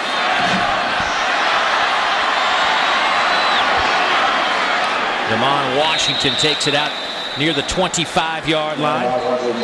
Take a look at our Crystal first half stats brought to you by Crystal. Nothing like it. Look at the time of possession. Almost 20 minutes in the first half for Ole Miss. Certainly a touchdown. Yeah, certainly different for Auburn as well. And the passing yards and the rushing yards really have taken a turn when you compare them to the last couple of weeks. They've been able to run the football, but not able to throw it. Chris Todd did a nice job in the first half of this one, and they're going to need more of the same, maybe a little bit more, in order to come out of this one. Chris Todd only 47 yards passing against LSU, but 125 in the first half. Here's Ben Tate go around his shoulders. Flag comes down at the 28-yard line, and then another one comes in late after the play, well after the play, on that Auburn bench. Ben Wagers, our referee today. Tate had a nice stiff arm working, but it was to the face mask of one of the Ole Miss defenders. That might be the first flag, and then maybe a late hit out of bounds, the second one. So wait to get the official word here.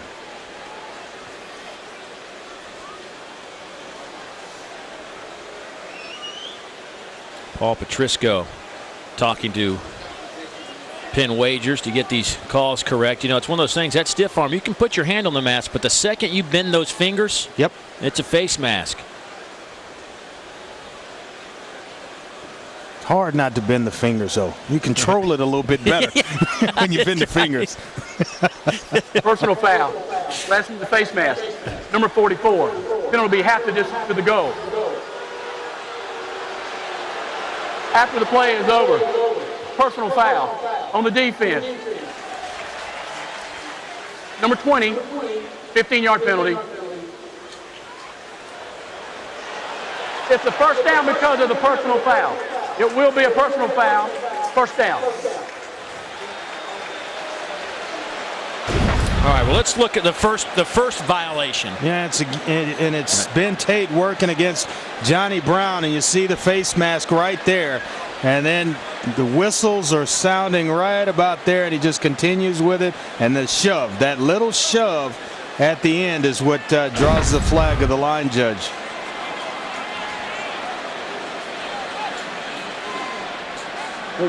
So they move him back for the face mask, and they move him forward for the 15-yard. We'll get right back to where we were. And we're back to first down. Here's Mario Fannin. Fannin trying to get the corner. Johnny Brown there, along with Cassius Vaughn to bring him down. You know, we saw Mario Fannin early get his hands on the football. Coaches telling us yesterday, Gus Malzahn and Gene Chizik, that he's a guy, to playmaker. We got to get him the football. With McCaleb out, Ontario McCaleb with a sprained ankle, not getting any action today, they said he would be more of a factor, but we really didn't see him much in the second quarter. Seeing him quite a bit now, 2 carries in a row. That time he'll get back to the line of scrimmage, but a flag down at the 31-yard line. While we got a second, let's go downstairs, check in with Kara. Well, guys, talked to Coach Houston Nutt, and he was really hyper-focused on the breakdown on that touchdown pass by Auburn. He said it was a complete defensive breakdown. Right now, the message to his team, stop beating yourselves. They're doing little things to take themselves out of the ball game, and Coach is upset about it. Well, that's a good message because they have a drive going, Dave, and you know, we're sitting here looking at penalty yards, and penalties backing them up behind the chains, making it extra tough to convert first downs and move the football. That penalty against Auburn, illegal shift. Back them up 5, 3rd down and 9. Pump fakes. Throws deep, looking for Zachary, and it's knocked down at the 28-yard line. Cassius Vaughn along with Kendrick Lewis in double coverage. And it's excellent job by Zachary of going up and turning defender to knock this football away, because he's throwing into double coverage, a two-deep look with safety help from Kendrick Lewis over the top, and he is in the right position to make a play here. And you're going to see him go up just to kind of bat the football away from both defenders. Dangerous pass by Chris Todd. Clinton Durst to punt it away to Marche Green. Good punt. Tight spiral, sends Green backpedaling. He will let it go at the 15. What a kick from Clinton Durst, who's punted in the last 3 games 21 times. He has been a busy man. That one goes for 53 yards. Well, we talked about it at the open of the show. The SEC West standings, and Ole Miss needs a miracle if they want to capture a West crown. Alabama already at 5-0, taking a little bit of break right now, but Ole Miss still playing for a big-time bowl game. I mean, there's still a lot of options out there, potential Cotton Bowl berth at stake. Still a lot of football to be played. And both these teams, the winner of this one walks out of here bowl eligible. Yeah. McCluster running hard, picks up 7, brought down by Darren Bates. Boy, he does not run the football like a player built 5'9", 170 pounds between the tackles. He's looking for some contact. Little fella going between the tackles in the forest there among the trees. Tough football player. Second down. Here's McCluster. Nowhere to run. Antonio Coleman, the senior out of Mobile, Alabama, and Jake Ricks combined on that stop. Boy, talking to the coaches, the Ole Miss coaches this week, I said, what stands out about their defense? And they right away went to 52. Yeah, he's special, Dave. Special player up front, quiet leader. He's their best pass rusher, was second team All-SEC last year, and he's got next level type talent.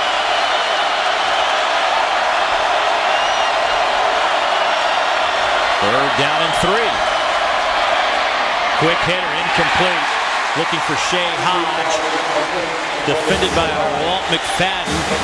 That'll bring up a 4th down. And I've got to tip my cap to this Auburn defense. Since that opening drive, they have tightened the screws big time on the Rebels. Ted Roof has been outstanding. Their defensive coordinator calling this game for Auburn defensively.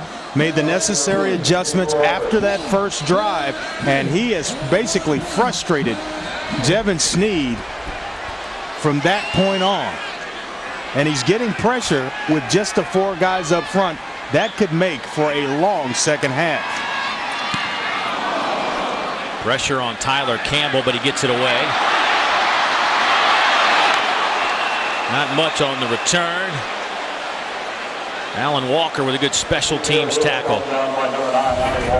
Ben Tate, who's having a tremendous season, will hit the field again for the Auburn Tigers, trying to generate just a few more points.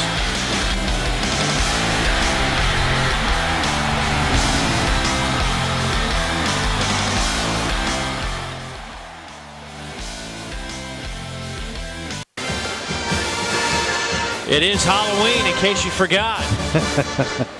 There'll be some trick-or-treating at the Neal household tonight. I got to get home. Give me some candy. It's the one time of the year my wife lets me have some candy. 10-7 our score. Welcome back to the regular SEC Game of the Week. Ben Tate, 48 yards on the ground, averaging 4 yards a pop. Andre, assess him today. He's been fantastic, running the ball physically. Nice game. Going up top, looking for Zachary. He made the catch at the 20-yard line. Another exceptional grab from Terrell Zachary. Cassius Vaughn on the coverage was in his hip pocket once again. When it looked like Kendrick Lewis had help over the top. And right away, Gus Malzahn, you hit him with a big play, get to the football, and get another one run. But excellent play by Zachary. Quick hitter again. Here's Tate, makes a man miss. Runs over another Kendrick Lewis inside the 10. It'll be 1st and goal Auburn. Well, and a lot of running backs. Some of them it takes a nice move and the shaking of a defender. With Tate, it's bringing that big physical body into someone else's living room. Boy, he's having fun. Early movement by Auburn. That offensive line, somebody on the left side got a head start. Loves the contact, Ben Tate. Prior to the snap, false start, 66 on the offense, nearly 5 yards. Now remains. Well, here it is. Chris Todd with time going down the field. Gets behind the safety and in front of the corner. And Terrell Zachary right there, just body position. Now adjust to the football, and well, that's a nice grab. You know what I've noticed about Gus Malzahn is he gets a big play, and he is to the line and right to the football. And I mean, you talk about hurry up. Wants to catch the defense, kind of feeling sorry for themselves. Cody Burns, in at quarterback, he'll take the direct snap and will loft it up in the end zone, looking for Tommy Trott. Touchdown, Auburn.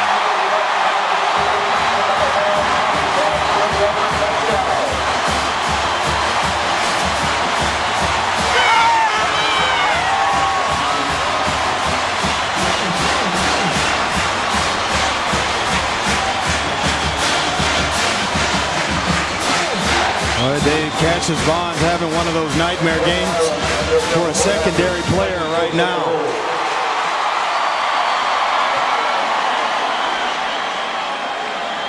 Leighton Crowfoot will hold for Wes Byram.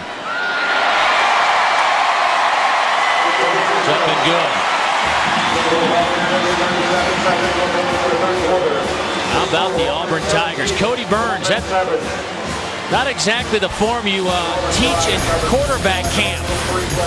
Off the back foot, but he gets it to the man, Tommy Trott. Touchdown, Auburn.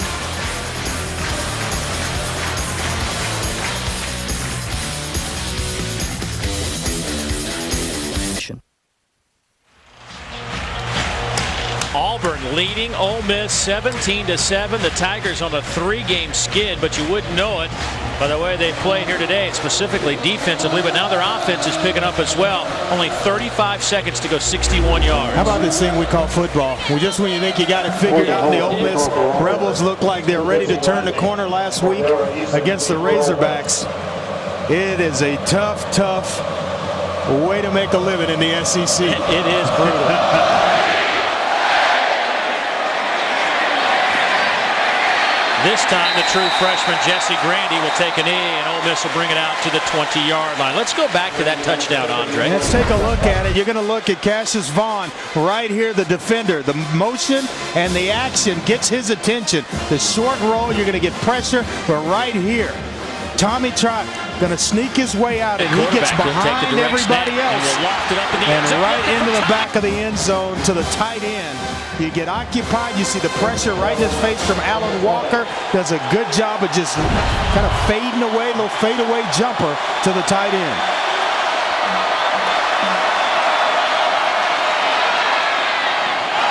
Short throw looking for Marquise Summers. Let's say it was picked, batted in the air and picked off. Warren McFadden.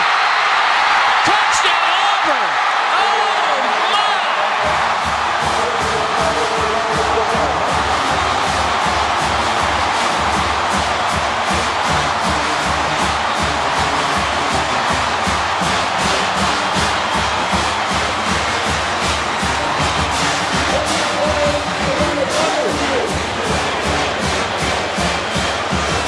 This play will be reviewed. If it holds up, it is the 3rd interception of the season for Walter McFadden.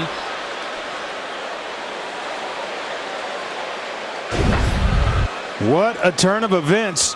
Devin Snead thinking he's just going to throw one out here. Nice little quick hitch route. He skips it out, and his receiver, Marquise Summers, trying to go under it and pick and actually grab the football.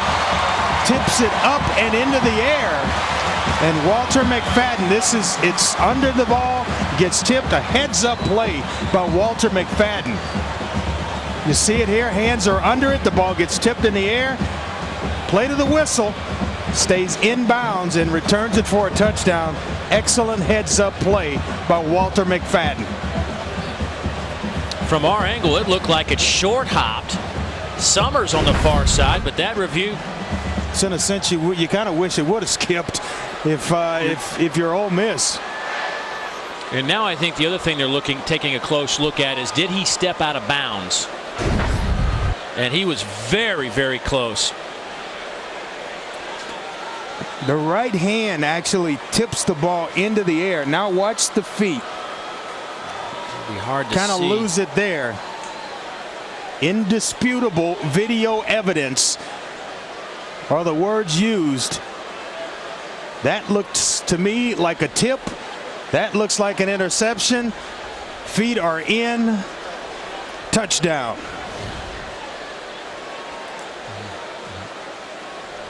Right there, spins around, both feet are in. Okay. Andre, we're 0 for 1 today now. I think we're going to go 500 right here. We're 1 for 2 right now. We're going to be 500. After review, ruling on the field is confirmed.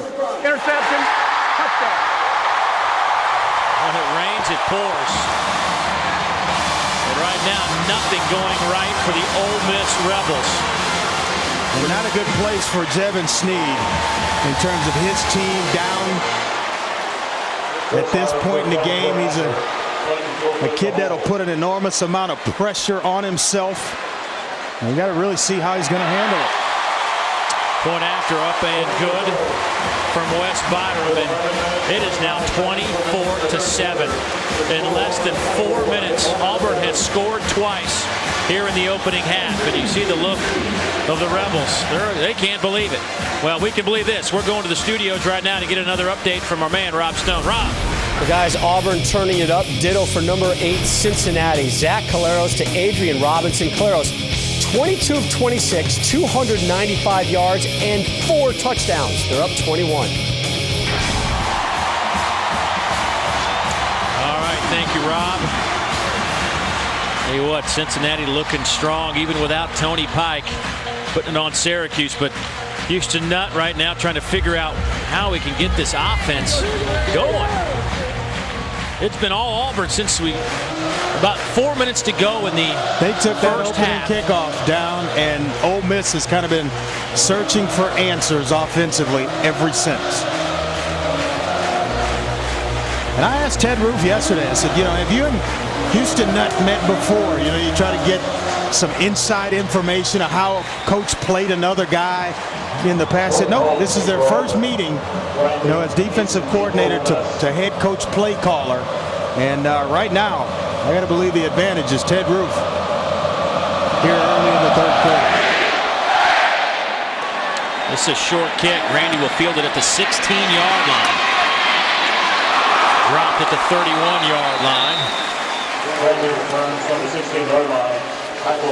Well, if you just joined us moments ago, here's kind of the story of late. Well, they go with Cody Burns at quarterback. He's able to find the big tight end Tommy Trott for the touchdown, and the tip by Marquise Summers. It's picked off by Walter McFadden. And in just a click of a finger, 14 unanswered points were scored by the Auburn Tigers to bring this game to 24-7. It's actually 24 straight by Auburn after trailing 7-0. Here's McCluster. Dexter gets it out to the 35-yard line. But it's been a defensive story for Auburn today. Their offense putting up some points too now, but this has been all about this Auburn defense, I think, this afternoon. And you see the last 3 games during that 3-game skid, -5 in the turnover department. Today, they're +1. Keep in mind, they've had their hand. That was the one interception. It was returned for a touchdown. They had their hands on 3 other ones earlier in the game. Clearly should have been interceptions, and they just couldn't corral it. Second down. Here's Bergen, nowhere to go. El Toro Freeman among the blue jerseys, in to make the tackle along with Mike Blanc.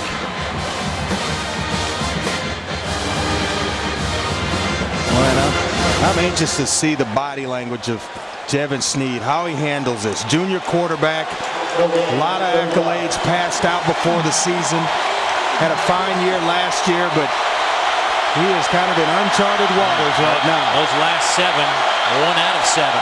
He got off. He was 5 for 6 for 79 yards and a touchdown to start the game. Sneed, a hold in the middle, wide open is Shea Hodge. Hodge to midfield and drop there. That'll be a first down, but I don't think it will matter. No, standing in, fighting, that's what you want to see out of your quarterback, but this one's coming back. Nothing going right now, Dave, for the Ole Miss Rebels. You said it earlier. Holding. Number 63 on the offense. Penalty 10 yards from the previous spot. Down remains third. I think this is why this is the toughest league in America, because just when you think you've got it figured out, they're coming in here red hot. Back-to-back games of 500 yards of offense. A team they're facing has lost 3 in a row. They can't move the football. Now it's 24-7. You're down. I don't care if it's Ole Miss, Auburn, Kentucky, Vanderbilt. You get about 3 weeks into that SEC schedule, and anybody on any given Saturday, they can get you.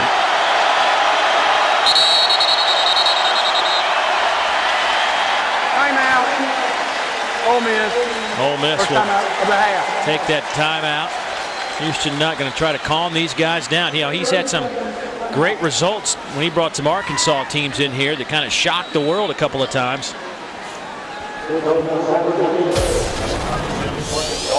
Time to take a look at our scholar athletes. We'd like to recognize Dave Run-Geralds from Ole Miss and Tommy Trott from Auburn as our SEC Network Scholar Athletes of the Game. ESPN Regional Television will contribute $1,000 to Ole Miss and Auburn's general scholarship funds on their behalf. Congratulations to both of those gentlemen. There's Tommy right there, big man. He dropped one early, but he certainly responded with a TD catch moments ago. Yeah, wide open in the back of the end zone. He's just thinking, hurry up and get here. Get both feet down, and nice catch by Tommy Trott. Boy, I like the effort as well by Cody Burns. Got right in his face. Had to we described it earlier as kind of a fadeaway jumper. That's what it was. Nothing but net. From the corner. Yeah, your Mavericks put one on the Lakers last night. Now you're all watched. Now I know why you were all jacked up this morning. I watched every bit of it. Third down. Pressure comes. Snead drop back at the 17. He'll get it out to the 20. And who else but Antonio Coleman?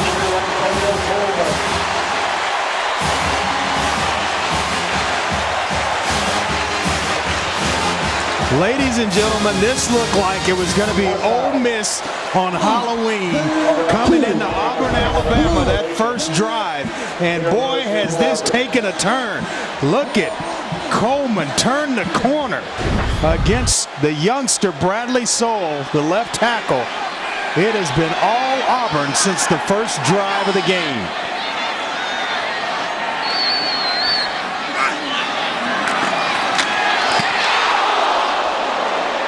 Boy, Auburn nearly got a piece of that. Philip Pierre Lewis will make the catch and spot at the 33-yard line. 24-7 Auburn out in front. Gives us a chance to check in once again with Kara. Well, guys, yesterday when we talked to Auburn coach Gene Chizik, we asked him to name us some players who mirror the coaching philosophy of the new coaches, guys that he's inherited that he feels completely support the new staff.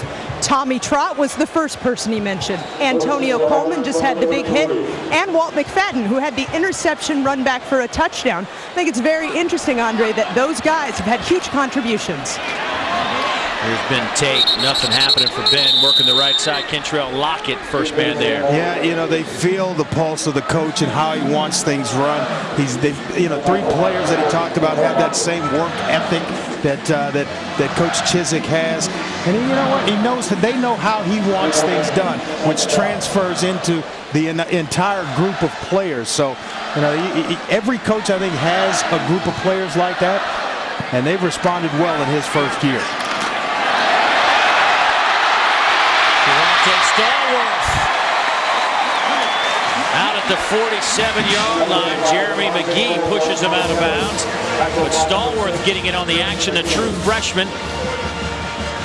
Well, a little end around right here. And you'll see him this is just all speed. Turn the corner and get as much as you possibly can. Right now, everything working for Gus Malzahn. 268 yards of offense to this point. Here's some more. Ben Tate. Tate turns the corner. Tate down the sidelines. He will score.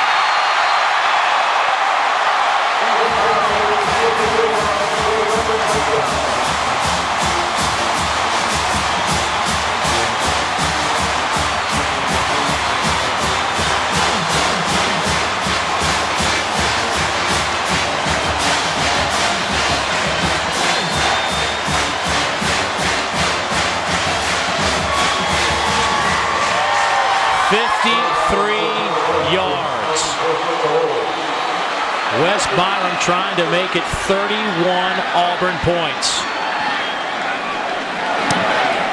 And he does.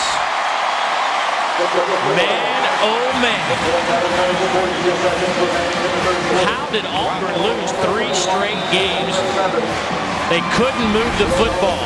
You would never know it if you saw him play today. Ben Tate with his 6th rushing touchdown. It's all Auburn. Stanzi, the quarterback for Iowa, has thrown 5 interceptions, but here he redeems himself partially. Marvin McNutt takes it 92 yards for the score. Despite 6 Hawkeye turnovers, they are down now only 3. Thank you very much, Rob. The crowd jumping and moving.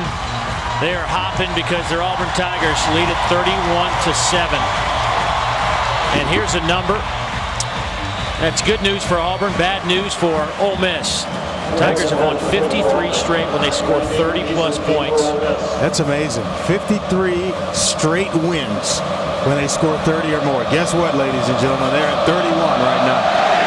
By the way, Ben Tate has hit 3,000 yards in his career after that touchdown run. There's Grandy. He's got room!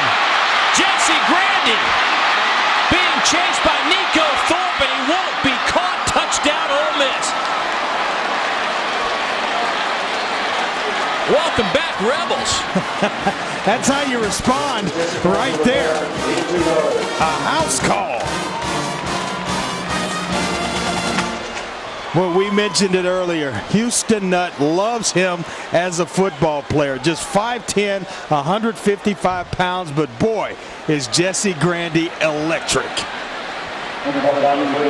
The true freshman, nearly untouched. Joshua Sheen will come in to attempt the point after.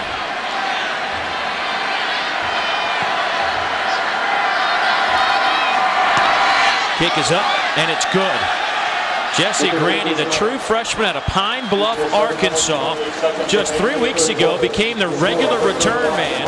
He's been averaging over 30 yards a return, and he brings it the distance. And at that time, the only reason why he wasn't ranked in the nation is he didn't have enough returns. But here, just finding a nice little crease and then the speed right there. Once you get to the kicker, it is speed, speed, speed. And he outruns everyone on that Auburn kickoff team to the end zone. Houston Nutt, he likes that. That's how you get back in a football game. That'd have been a touchdown and two-hand touch. I don't think anybody got a hand on it. I don't think they did either. Let's go back and take a look at the Ben Tate touchdown run. It was the action of Stallworth before, the end around, this action right here coming into your screen. You're going to get some great blocks by Eric Smith, Darvin Adams on the outside, Buran Ezem on the and from the interior, the right guard, and then everybody just kind of contributing to that one.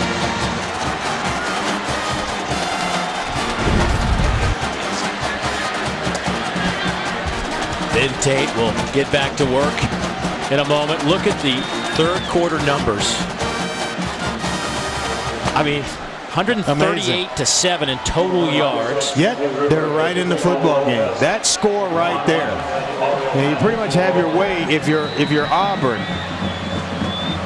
and you don't respond with some type of score if you're Ole Miss. But they are right back in the football game. A lot of time left.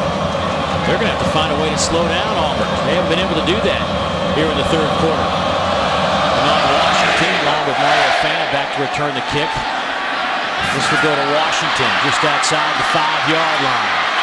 Washington. Here's DeMond.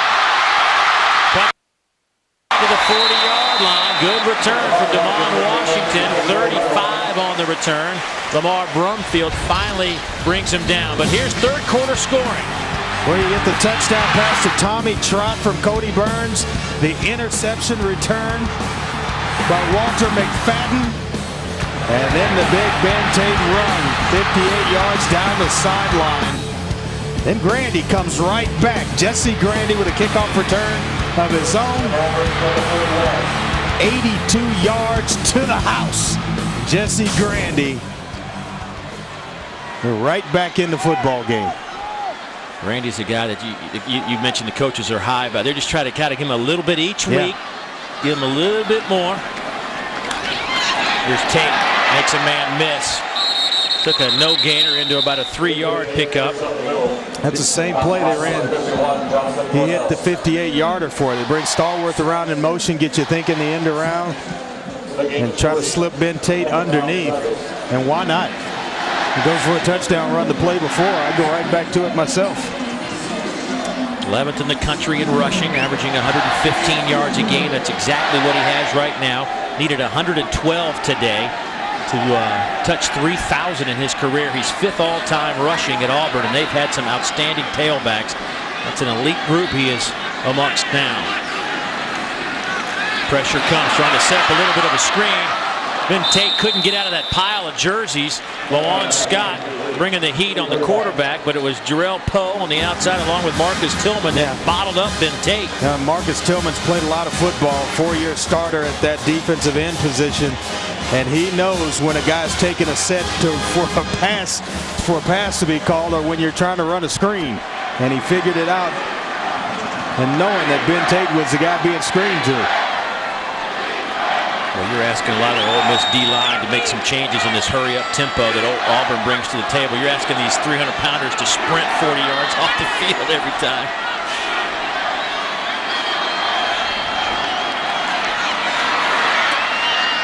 Todd just throws it out of bounds, looking for Zachary. Incomplete, and that'll bring up 4th down. So Ole Miss got the defensive stand that they needed.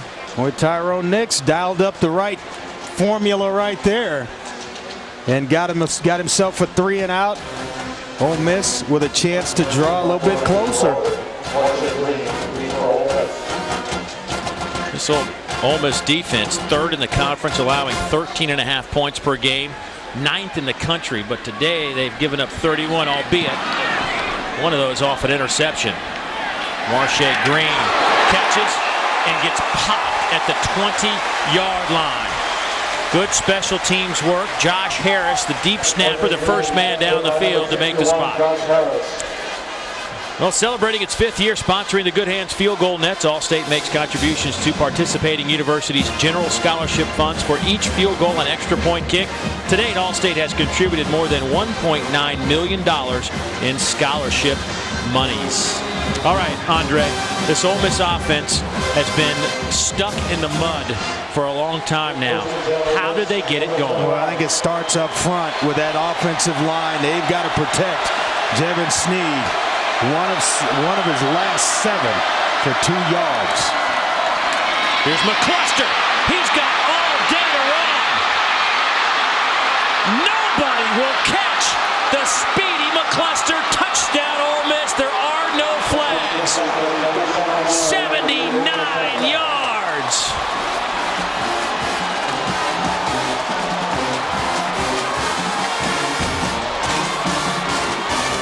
Well, Dave, this is a game built on big plays. Jeez, this is crazy. Forget about all that other nonsense I said. Just give it to 22. That's how you get back in the football game. Man.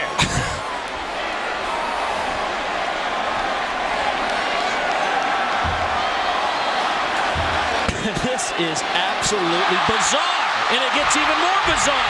Could this be returned for 2 points?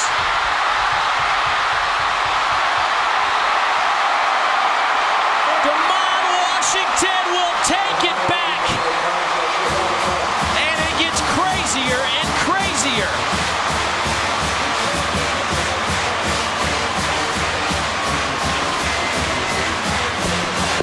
You talk about an emotional roller coaster right now. Houston Nutt is on one, as well as Gene Chizik.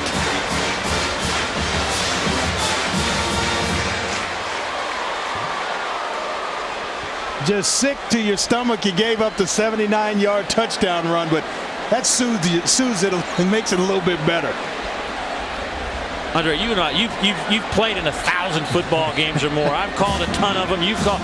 I don't don't know that I have ever seen a quarter of football like this. I've never seen anything go back and forth this fast before. I've seen comebacks that happen, and you know, the momentum changes in a game. One team clearly dominates, and then all of a sudden you have a team buried and done with, and then all of a sudden they come back. But just the emotional roller coaster, you're going back and forth.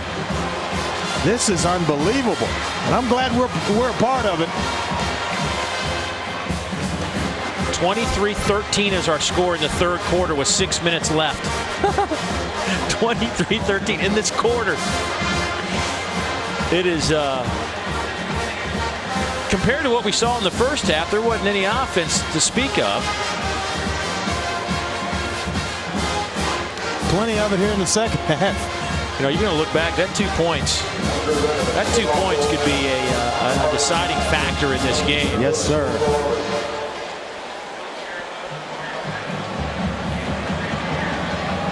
Ole Miss trying to make it a 10-point game. The next thing you know, they're down 13. Fannin along with Philip Pierre-Louis back to return the kick. They're both standing around the 5-yard line.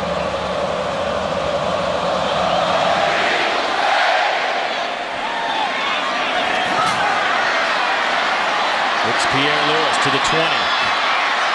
He's dragged down to the 28-yard line. While we can tell you what, let's just catch our breath for a moment. Send it to our studios. Rob, what do you got? Help us out. Hey, Dave, things just as crazy in Iowa City. Ricky Stanzi to Marvin McNutt for 92-yard score, and then on the next possession, Stanzi to Darrell Johnson Koulianis for 66 yards. Iowa, despite 6 turnovers, has their first lead of the day. I guess crazy things happen on Halloween. It is just a strange day. I don't even. It's hard to even describe what we've seen here in the third quarter. There's Ben Tate out to the 30.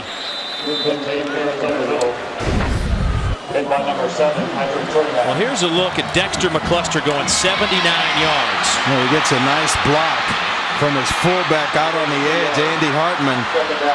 And that just kind of paved the way to a nice long touchdown run of 79 yards. And you're setting up to kick the field goal or the extra point, and then Auburn takes it back for the 2 points. Cluster with 176 yards on the ground. A little razzle-dazzle. Todd just throws it up with a comebacker looking for Zachary. Incomplete. So after that 79-yard run, here's what happened on the blocked extra point. Damon Washington would scoop it up. Walt McFadden will be his escort as he goes the other way for a 2-point conversion. Houston Nutt can't believe it. And whatever momentum you just gained on the McCluster touchdown, you might have lost a little bit of that. Yeah, then you got to turn around and kick the football back off to Auburn. Here they go again. But Tyrone Nix got him in where he wants him, 3rd down and long. And flags. Timeout. Gus Malzahn right in the ear. Timeout. Auburn. Of our official. 30-second timeout. 30-second timeout.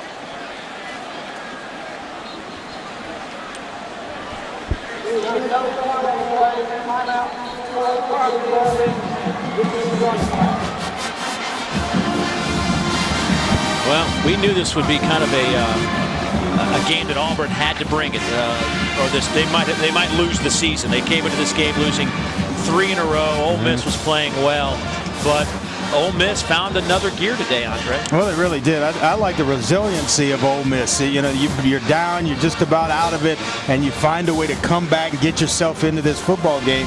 2 scores, 2 touchdowns, and they have the lead, actually. But you look at the touchdown pass from Cody Burns to Trot, and then the interception with McFadden taking it back to the house. And Ole Miss continuing to fight with Ben Tate, 58-yard touchdown run. Could have been over. Kids could have quit, but they didn't. They come right back. They get a Jesse Grandy kickoff return of 82 yards for a touchdown. They get a Dexter McCluster 79-yard run for a touchdown. I mean, continuing to fight. There's no give up in Ole Miss. That's just the third quarter. Yeah. Auburn looking at third down and 8. Time. Drop back at the 23-yard line. Greg Hardy. Guess who? With the sack. His 4th sack of the season. Now has 25 and a half career sacks. Yeah, we talked to Tyrone Nix about Greg Hardy. Said he's just kind of getting back to 100% since last year's Florida game. Yeah, the car accident before the season, and just right there, just a nice speed outside move. But he is one good football player. Clinton Durst will punt it away. Another driving kick that'll send Marche Green back to the 25-yard line. Marche cuts it inside. Marche Green needs a couple of blocks. Still on his feet to midfield, down to the 45-yard line. What a return for Marche Green. Finally brought down by Josh Harris, the deep snapper. But a solid return for Marche Green. We look at the West Division standings. The winner of this one becomes bowl eligible. Now you got to assume that both these teams will be in the mix postseason bowl games, but you can't count on anything for sure. Auburn losing 3 in a row. Ole Miss at 2-2. You never know in the SEC. McCluster, that tailback, but Snead will throw. Quick hitter to the outside. Pass caught. Shea Hodge lays down at the 35 to make the grab. And I thought it was a smart call there. First down, Houston Nutt going to give his quarterback a chance to use his athletic ability. And Jevin Snead is an athletic quarterback. He can move around and make plays. And there you get him on a roll, give him kind of that run-pass option, and he's able to find a receiver to the right side of the formation. So you get him going in that subtle way. Here's McCluster. Breaks a tackle, still on his feet. And he gets hit a head-to-head collision. Darren Bates came up, and McCluster is squirming on the ground. That was almost the crown of the helmet to the crown of the helmet. Oh boy, Dexter McCluster, they run that drill with running backs with one hand on the ground and changing the football from one hand to the other. He took a shot right there, and just no fault of Darren Bates, just really playing football. It was definitely not intentional. But you see him right here come out of the tackle of Nico Thorpe and just kind of trying to get some extra yards, but gets caught right on the neck and shoulder pads, but he's up. The little man, that just, you know, we've already had one awful situation earlier in the game. Zach Etheridge was hit helmet to helmet with his teammate earlier in this game. Zach was escorted off on a stretcher, took him to a hospital. We were informed that he does have movement in his extremities. That is the latest that we have gotten from Zach Etheridge, but it's great to see after that Etheridge injury, Dexter McCluster off to the sidelines. Great play action. Snead has it and will throw to the corner. Shea Hodge working on Walt McFadden. It'll go out of bounds. Just trying to get that one-on-one matchup with Walter McFadden. And a nice play fake by Jevin Snead. That's the ball right behind his back. Just right there, you see it behind his back. Defender's looking for the football, and now it just gives him that one-on-one on the outside. But you got to throw one that's catchable. Out of the eye. Brandon Bolden. Loose football. Auburn has it.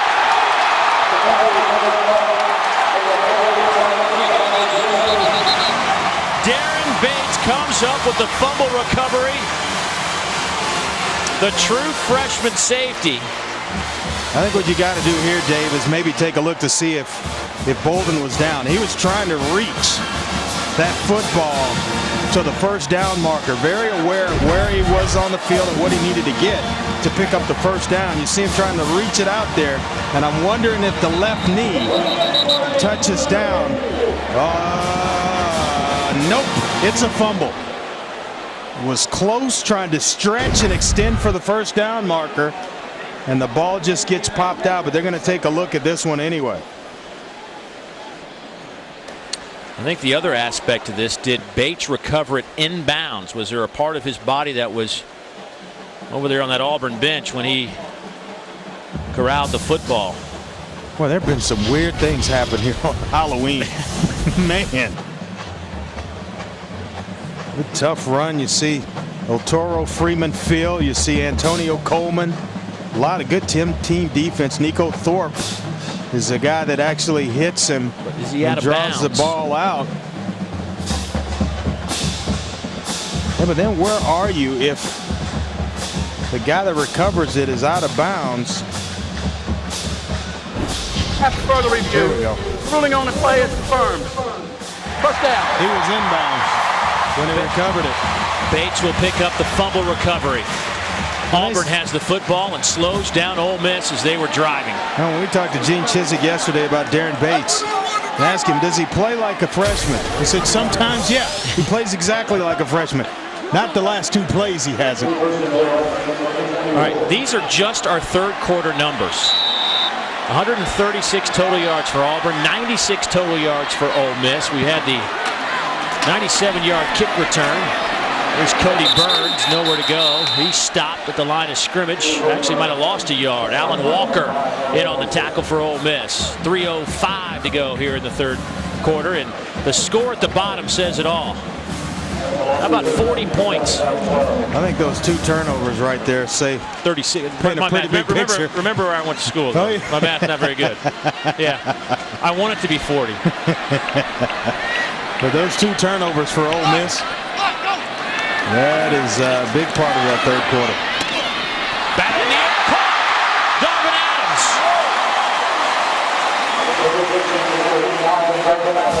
All right, getting all the breaks. The Auburn Tigers. Tip balls for interceptions, tipped balls or juggled balls for receptions and first downs. Everything going right for Gene Chizik and his Auburn Tigers.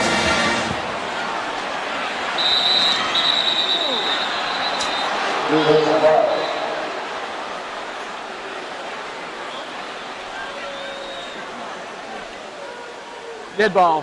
Delay of game. Ball was snapped prior to the ready for play signal. 5-yard penalty.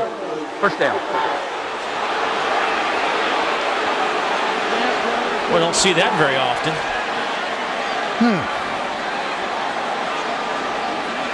If you put the ball, if the official over the ball puts the ball down and you see he's supposed to step in there, if you see an offense that is trying to quicken the pace, it's his responsibility to step in there and stop them from snapping the football. I don't know how that's a penalty against Auburn. Here's the toss to Bentet. He runs into a wall on the far side. Patrick Trahan, the senior out of New Orleans, Louisiana, who once again started his football career, collegiate career, right here at Auburn.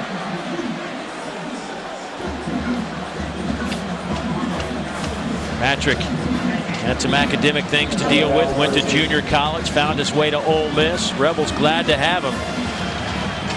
Well, Gus Malzahn stepping on the gas right now.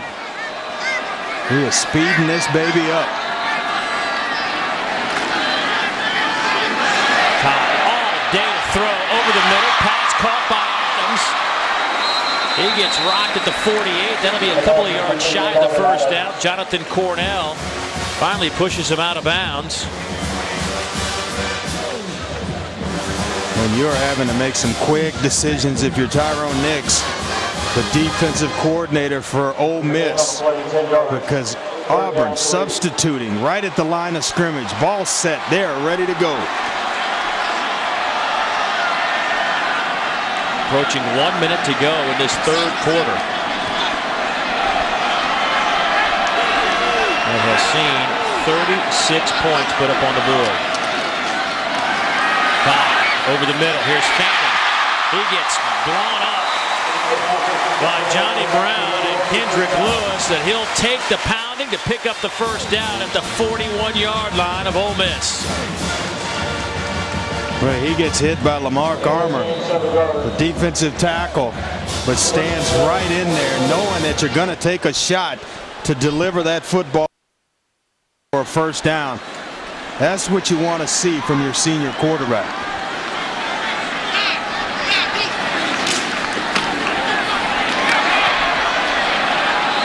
Trahan and Cornell stand up. Ben Tate at the line of scrimmage.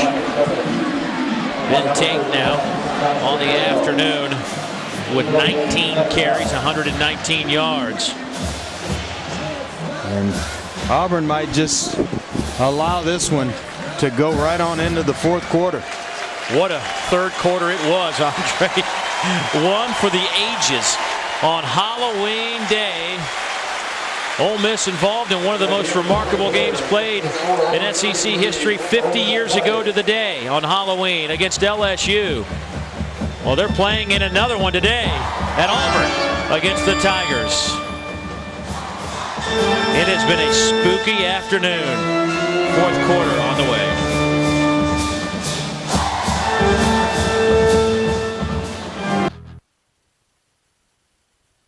The power, the passion of Daughtry.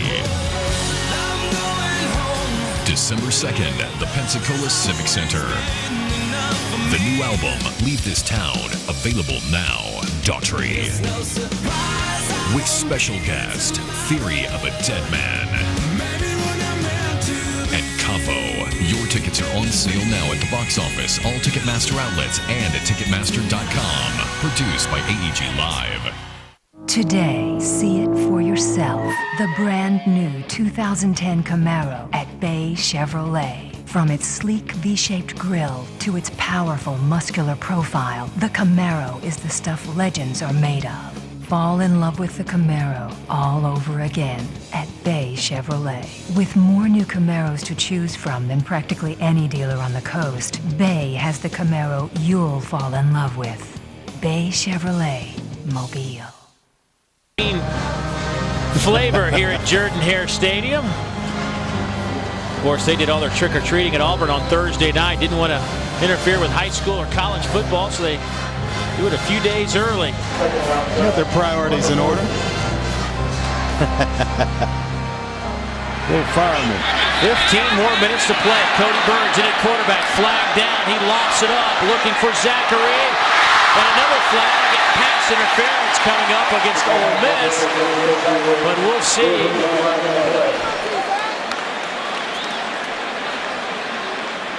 Boy, Terrell Zachary is having one afternoon fighting for the football, and they had to have both he and Darvin Adams step up in this football game to provide some yards down the field in the passing game.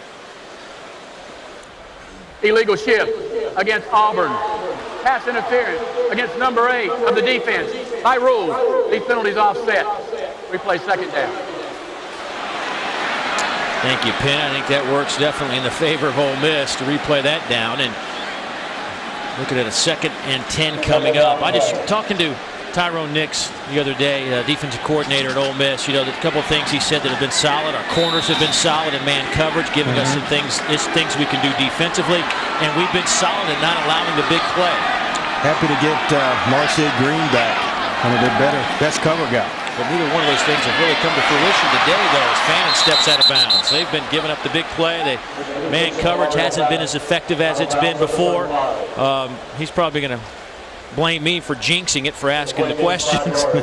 He didn't want you to jinx that third down stat either. When they came into the football game last week, they were actually 23% against opponents on third down. Came into today at 24%. That is just outstanding.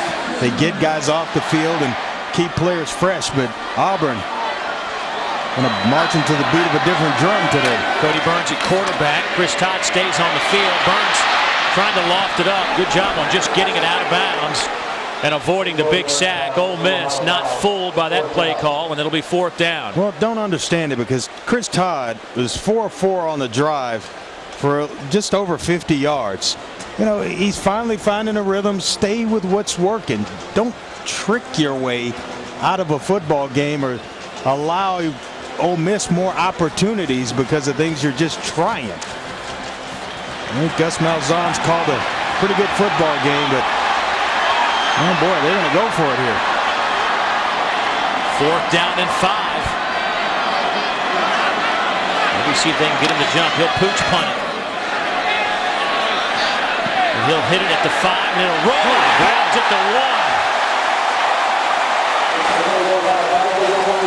Well, when it rains, it pours. A lot of things going right for the Auburn Tigers.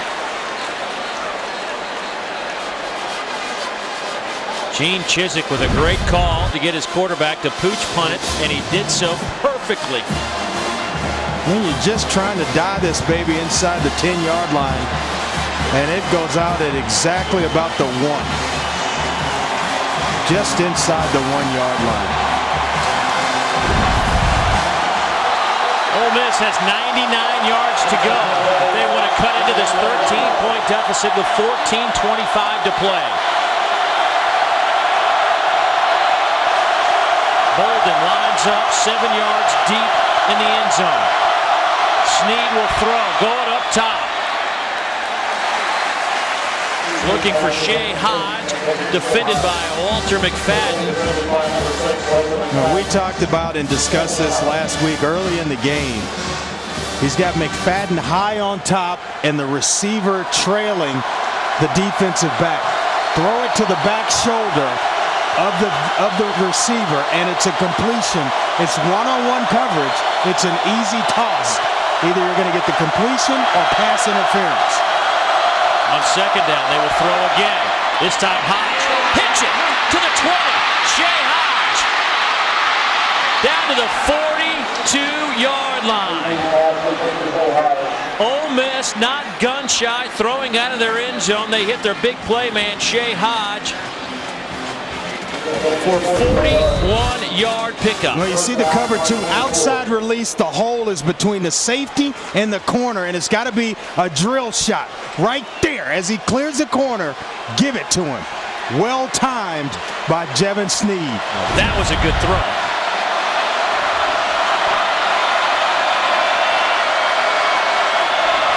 Here's McCluster, his first carry since he limped off the field, and he ran right into the waiting arms of Antonio Coleman.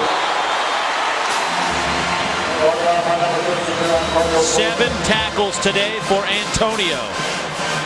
Well, they aren't playing around defensively for Auburn. They may have given up a first down there to Shea Hodge, but man, do they just kind of show up in an ugly way. And that's about the hardest I've ever seen. A lot of plays in the last 2 weeks for Dexter McCluster. That's the hardest I've seen him get hit. Now Dexter's taking some shots today now. Dexter with 20 carries. Got 4 receptions. Bolden bumped out of bounds. Nico Thorpe pushes him out of bounds. Big corner, tall, rangy corner, Nico Thorpe, just a sophomore. Both he and Walter McFadden have played excellent football today for this Tiger defense. You just saw Dexter McCluster looking at holding that right leg. Tim Mullins, the trainer, talking to him. We'll see if Dexter can get back on the field today. He's been taking some big shots. Bolden in at tailback now.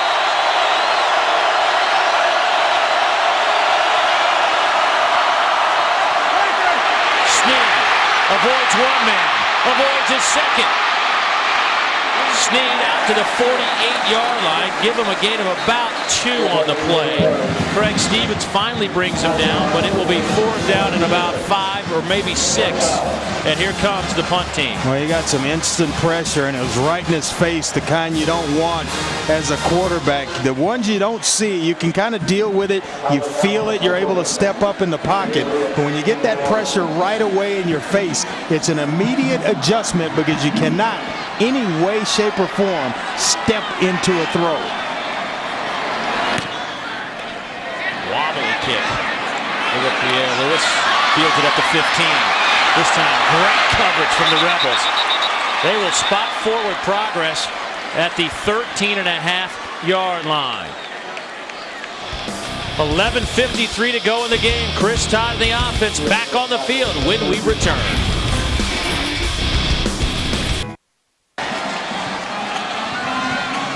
33-20 our score. Auburn out in front by 13, just under 12 minutes to go. And there goes Dexter McCluster into the Ole Miss locker room. We showed you a shot right before the break of him.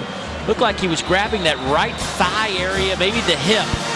Yeah, I don't think he's been right since the Ben Tate hit, or excuse me, Darren Bates hit around a little bit early in this fourth quarter. Here's Fannin, big time sweep. Gets some blocks and turns it up the field, down to the 25-yard line. That'll be a first down. But Chris Todd, who had been asleep at the wheel a little bit in terms of statistics, back in action today. Gave him a wake-up call today, using his legs to make plays, short intermediate routes. Then they needed him to get the ball down the field, push the ball down the field. Big plays in the passing game. The touchdown pass to Darvin Adams. Yeah, it's fun. Last two games, 18 of 38 for 127 yards for Chris Todd. But today, boy, it is a different story to say the least. 12 of 21, 212.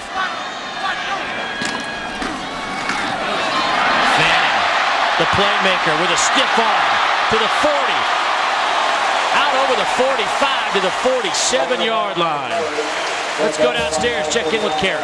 Well, guys, you'll remember last week in the LSU game, they brought in backup quarterback Neil Caudill after Chris Todd's awful day. Caudill did lead the Tigers to a late touchdown, but he was the first person this week to say that the entire Auburn team stands completely behind Chris Todd. The backup will do whatever he needs to personally to make sure that there is no division in the locker room. The coach is standing behind Todd, too, and it's paying off for him today.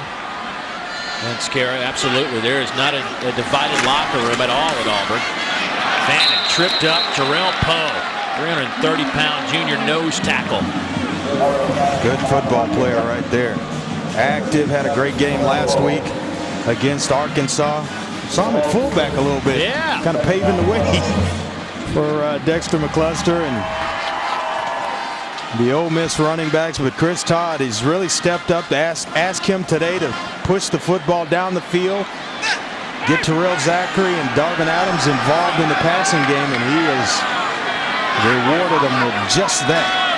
Cody Burns in motion. Todd will fake to him and throw downfield. I think his arm might have been hit as he released it. Todd hit the deck looking for Tim Hawthorne. Todd a little slow to get up. Mario Fannin also leaving the field. Looks like he might have got a little banged up in pass protection as well. But a good job of pressure here without bringing a lot of bodies. And it's Jonathan Cornell, the middle linebacker, that gets to Chris Todd.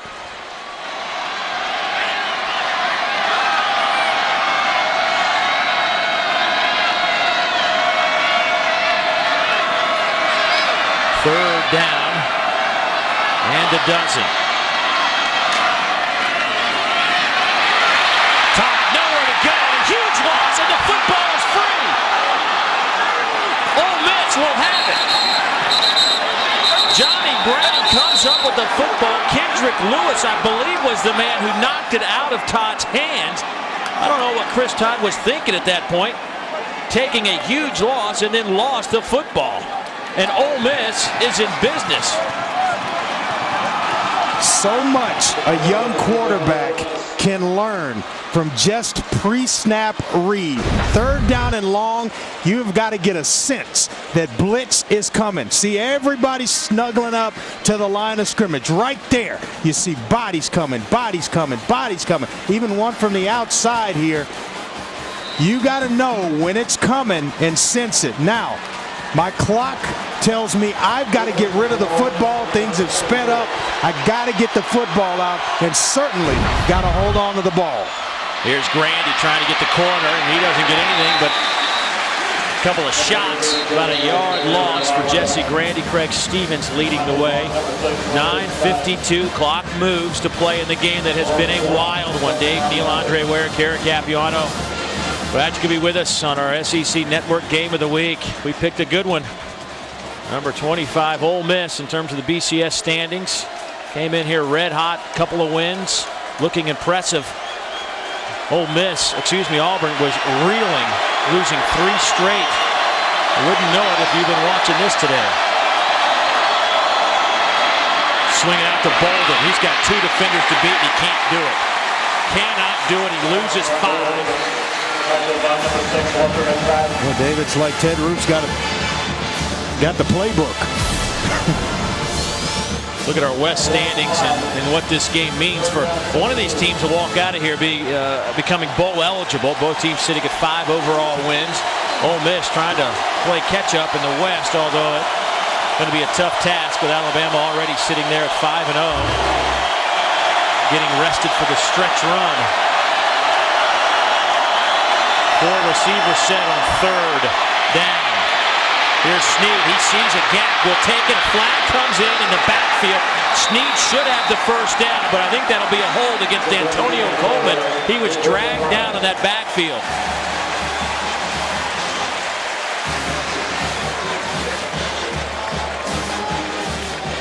And I think they're going to get Bradley Sewell, the sophomore left tackle, for this, working against Coleman. Number 78 on the offense.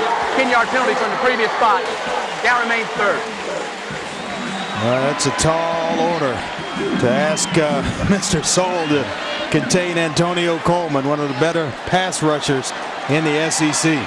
Well, Sowell's a guy that just kind of, thrown into the fire, trying to replace Michael Orr. And you knew that Coleman would flip-flop ends to kind of get that matchup on Sowell. It's been a rough day for him. He's either got Coleman or Carter either coming at him. Snead, he lost the football.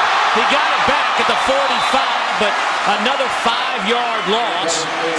Antonio Coleman, his 2nd sack this afternoon, and Coleman now has 5.5 sacks on the year.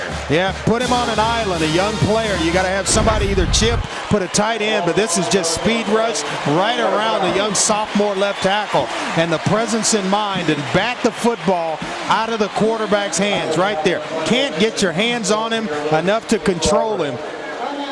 Boy, you have got to get a running back, tight end, somebody to help out Bradley Sewell. Auburn will take a timeout. And we will take a break as well. A punt coming up, or at least we think a punt. Back in a moment.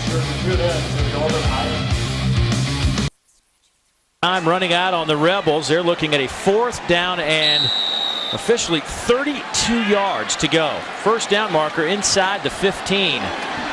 Rebels will punt it away. Tyler Campbell let it hit at the 1, and Ole Miss can't save it. Inches away, just touches from putting Auburn deep inside the 1-yard line. Ole Miss fans, follow Coach Kennedy and the team to San Juan, Puerto Rico for the 3rd annual Puerto Rico tip-off, November 19th through the 22nd. Watch the Rebels take on Villanova, Indiana, Georgia Tech, Dayton, and more. For tickets and travel, visit PuertoRicoTipoff.com.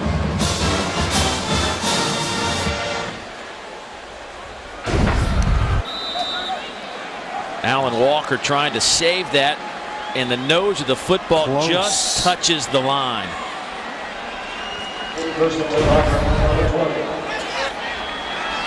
Cody Burns in at quarterback. Here's Fannin in motion, but Burns will keep it. Cody Burns, a young man. In case you didn't catch this story, last week against LSU, late in the game, 4th quarter, he gets hit so hard that his bottom 2 teeth get knocked out. They actually penetrated through his lower lip. He goes out, gets his teeth, actually physically takes him to the bench. A few plays later, he's back on the field. Gene Chizik in the locker room after the game, talking to his club after that tough loss to LSU, said we need more guys with the determination, the dedication that Cody Burns showed in that game. He said there's a lot of guys in this locker room that will do that, but we need everybody to have that kind of attitude. Tough competitor.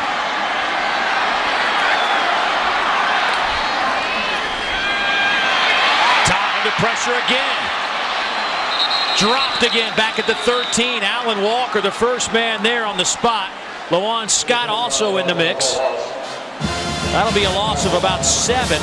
Well, this is an Ole Miss defense that just doesn't know the word quit. And Tyrone Nix, their coordinator, he isn't going to let them quit. They're going to try to figure out a way to get the football out and away from Chris Todd. Bringing pressure now. A lot of guys showing up. Alan Walker, Jonathan Cornell. Third down and 17.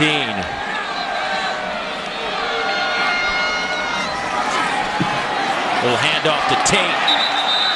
That was read well by Lamarck Armour. The senior out of Nashville, Tennessee, not fooled on the delayed handoff, and now Auburn will have to punt it away, but the clock continues to move now. 5:47 in the game.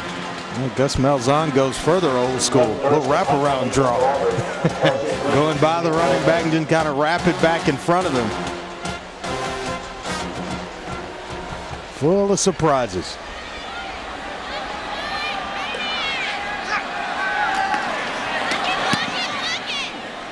Wobbly kick, short kick, fair catch called for. Inside Auburn territory by Marshae Green at the 46-yard line. So Dexter McCluster and company. The offense back on the field. They'll need to hurry it up if they want to get back in this.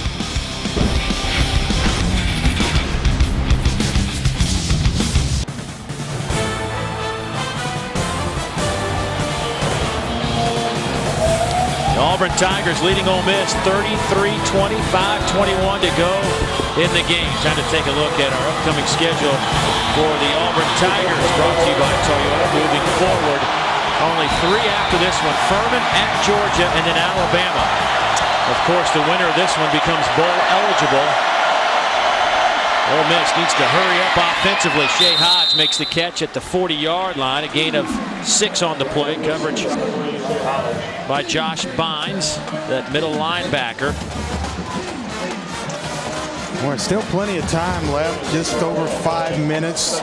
Ole Miss still with the 2 timeouts. They've got to score and score in a hurry. Have a defensive stand, maybe a 3 and out. And you see Houston Nutt trying to hurry his offense up.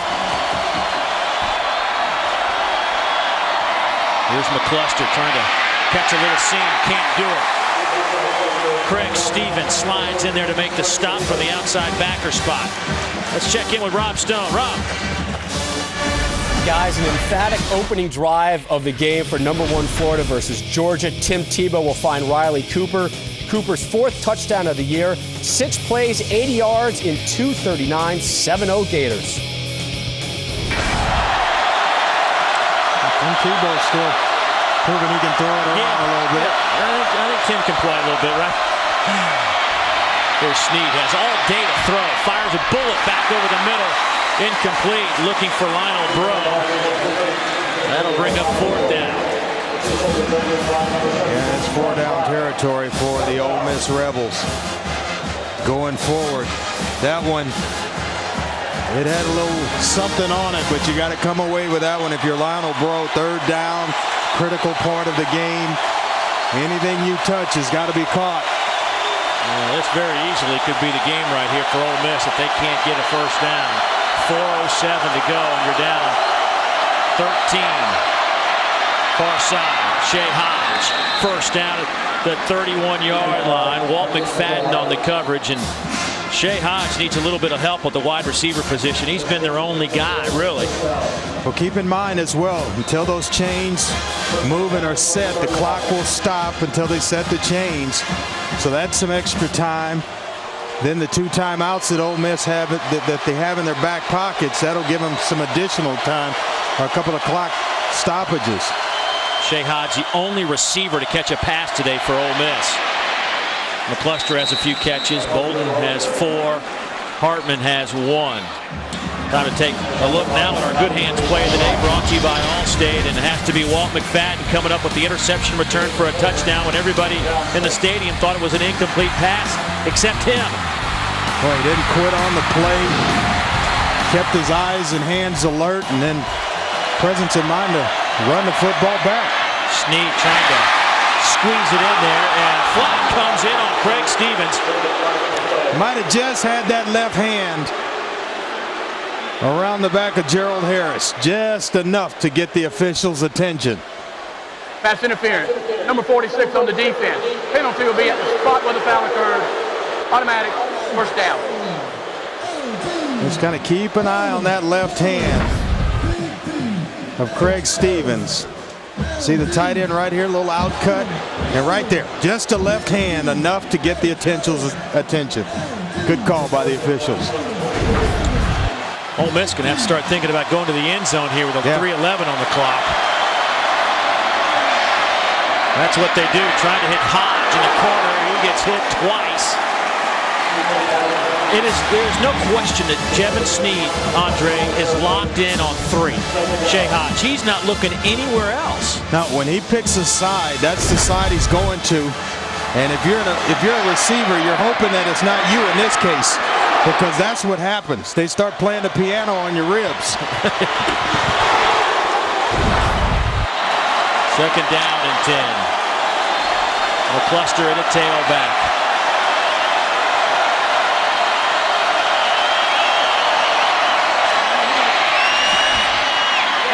Picked up. Walt McFadden.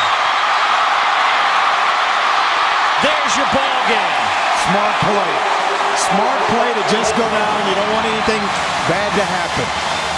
His second interception of the afternoon for the senior out of Pompano Beach, Florida. He has 4 on the season, and with 2:54 to go, Auburn leads by 13, and they have the football.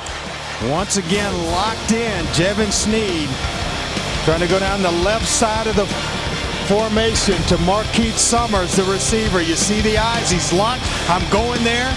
McFadden makes him pay, and Auburn leads it.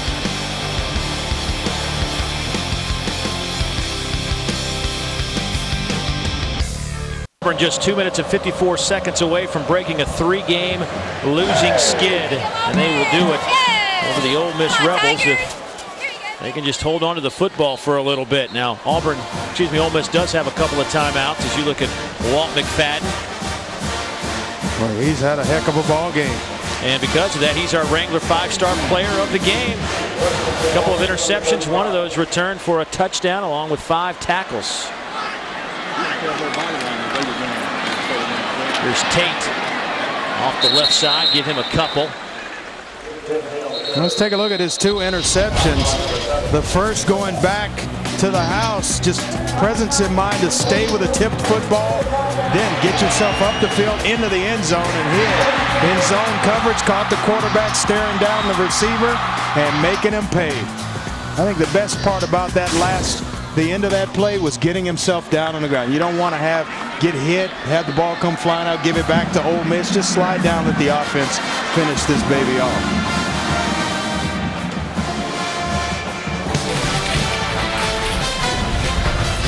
Today's SEC Network game has been brought to you by Allstate. You're in good hands. Champion, it's how you play. The Puerto Rico Tip-Off. For tickets and travel, visit PuertoRicoTipOff.com. Nissan, shift the way you move. And by the 3rd annual SEC Big East Invitational, December 9th and 10th in both New York and Tampa. Dave Neal, Andre Ware, Kara Capuano, glad you could be with us as we put the finishing touches on this one from Jordan-Hare Stadium. Second down coming up for Auburn. Ole Miss with 1 timeout left. There's Ben Tate, cuts it back inside, gets a couple of yards on the play. Ben, 22 carries, 125 yards today, does have a touchdown. He's been the workhorse.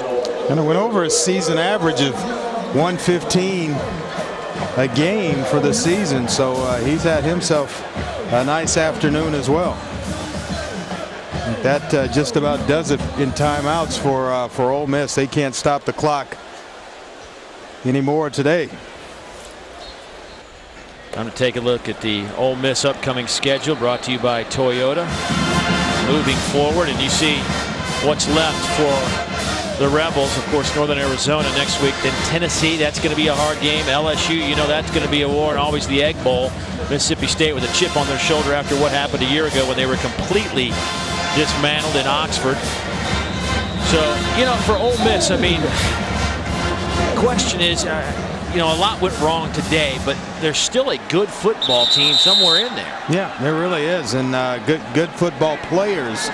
It's just that it seemed like every break today went to the Auburn Tigers.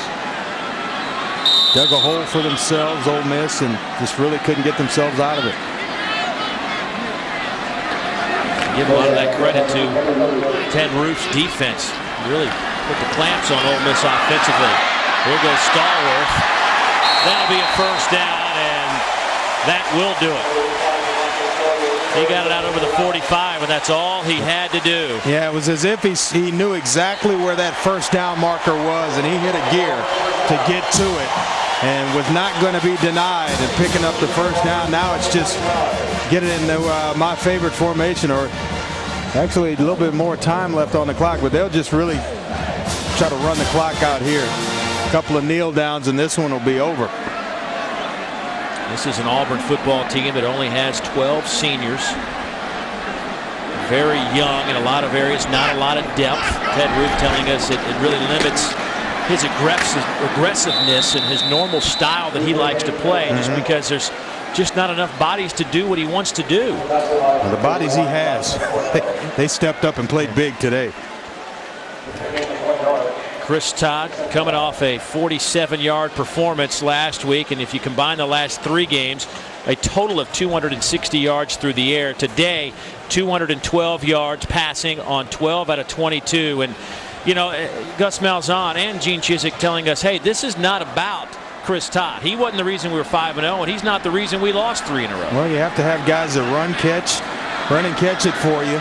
You have to have guys to protect you, and a lot of factors play in the quarterback's performance. It is not all on the quarterback by any stretch of the imagination, but he needed this shot in the arm desperately, and I think it came just at the right time for Chris Todd. I don't know this. You answer this question for me, maybe.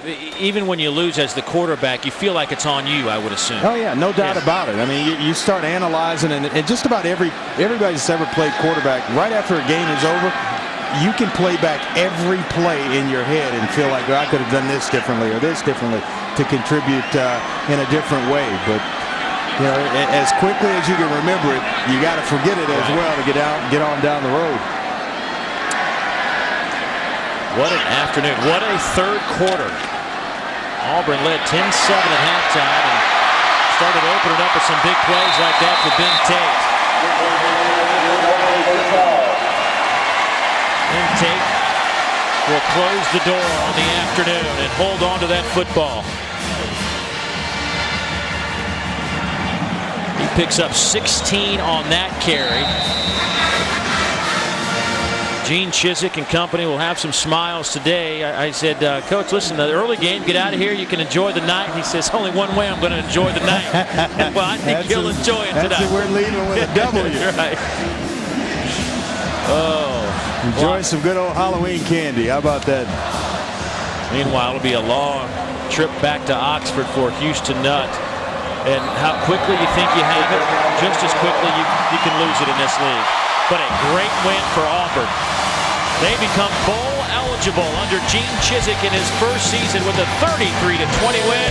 We will come back to Auburn and put a wrap on it. Stay with us on the SEC Network.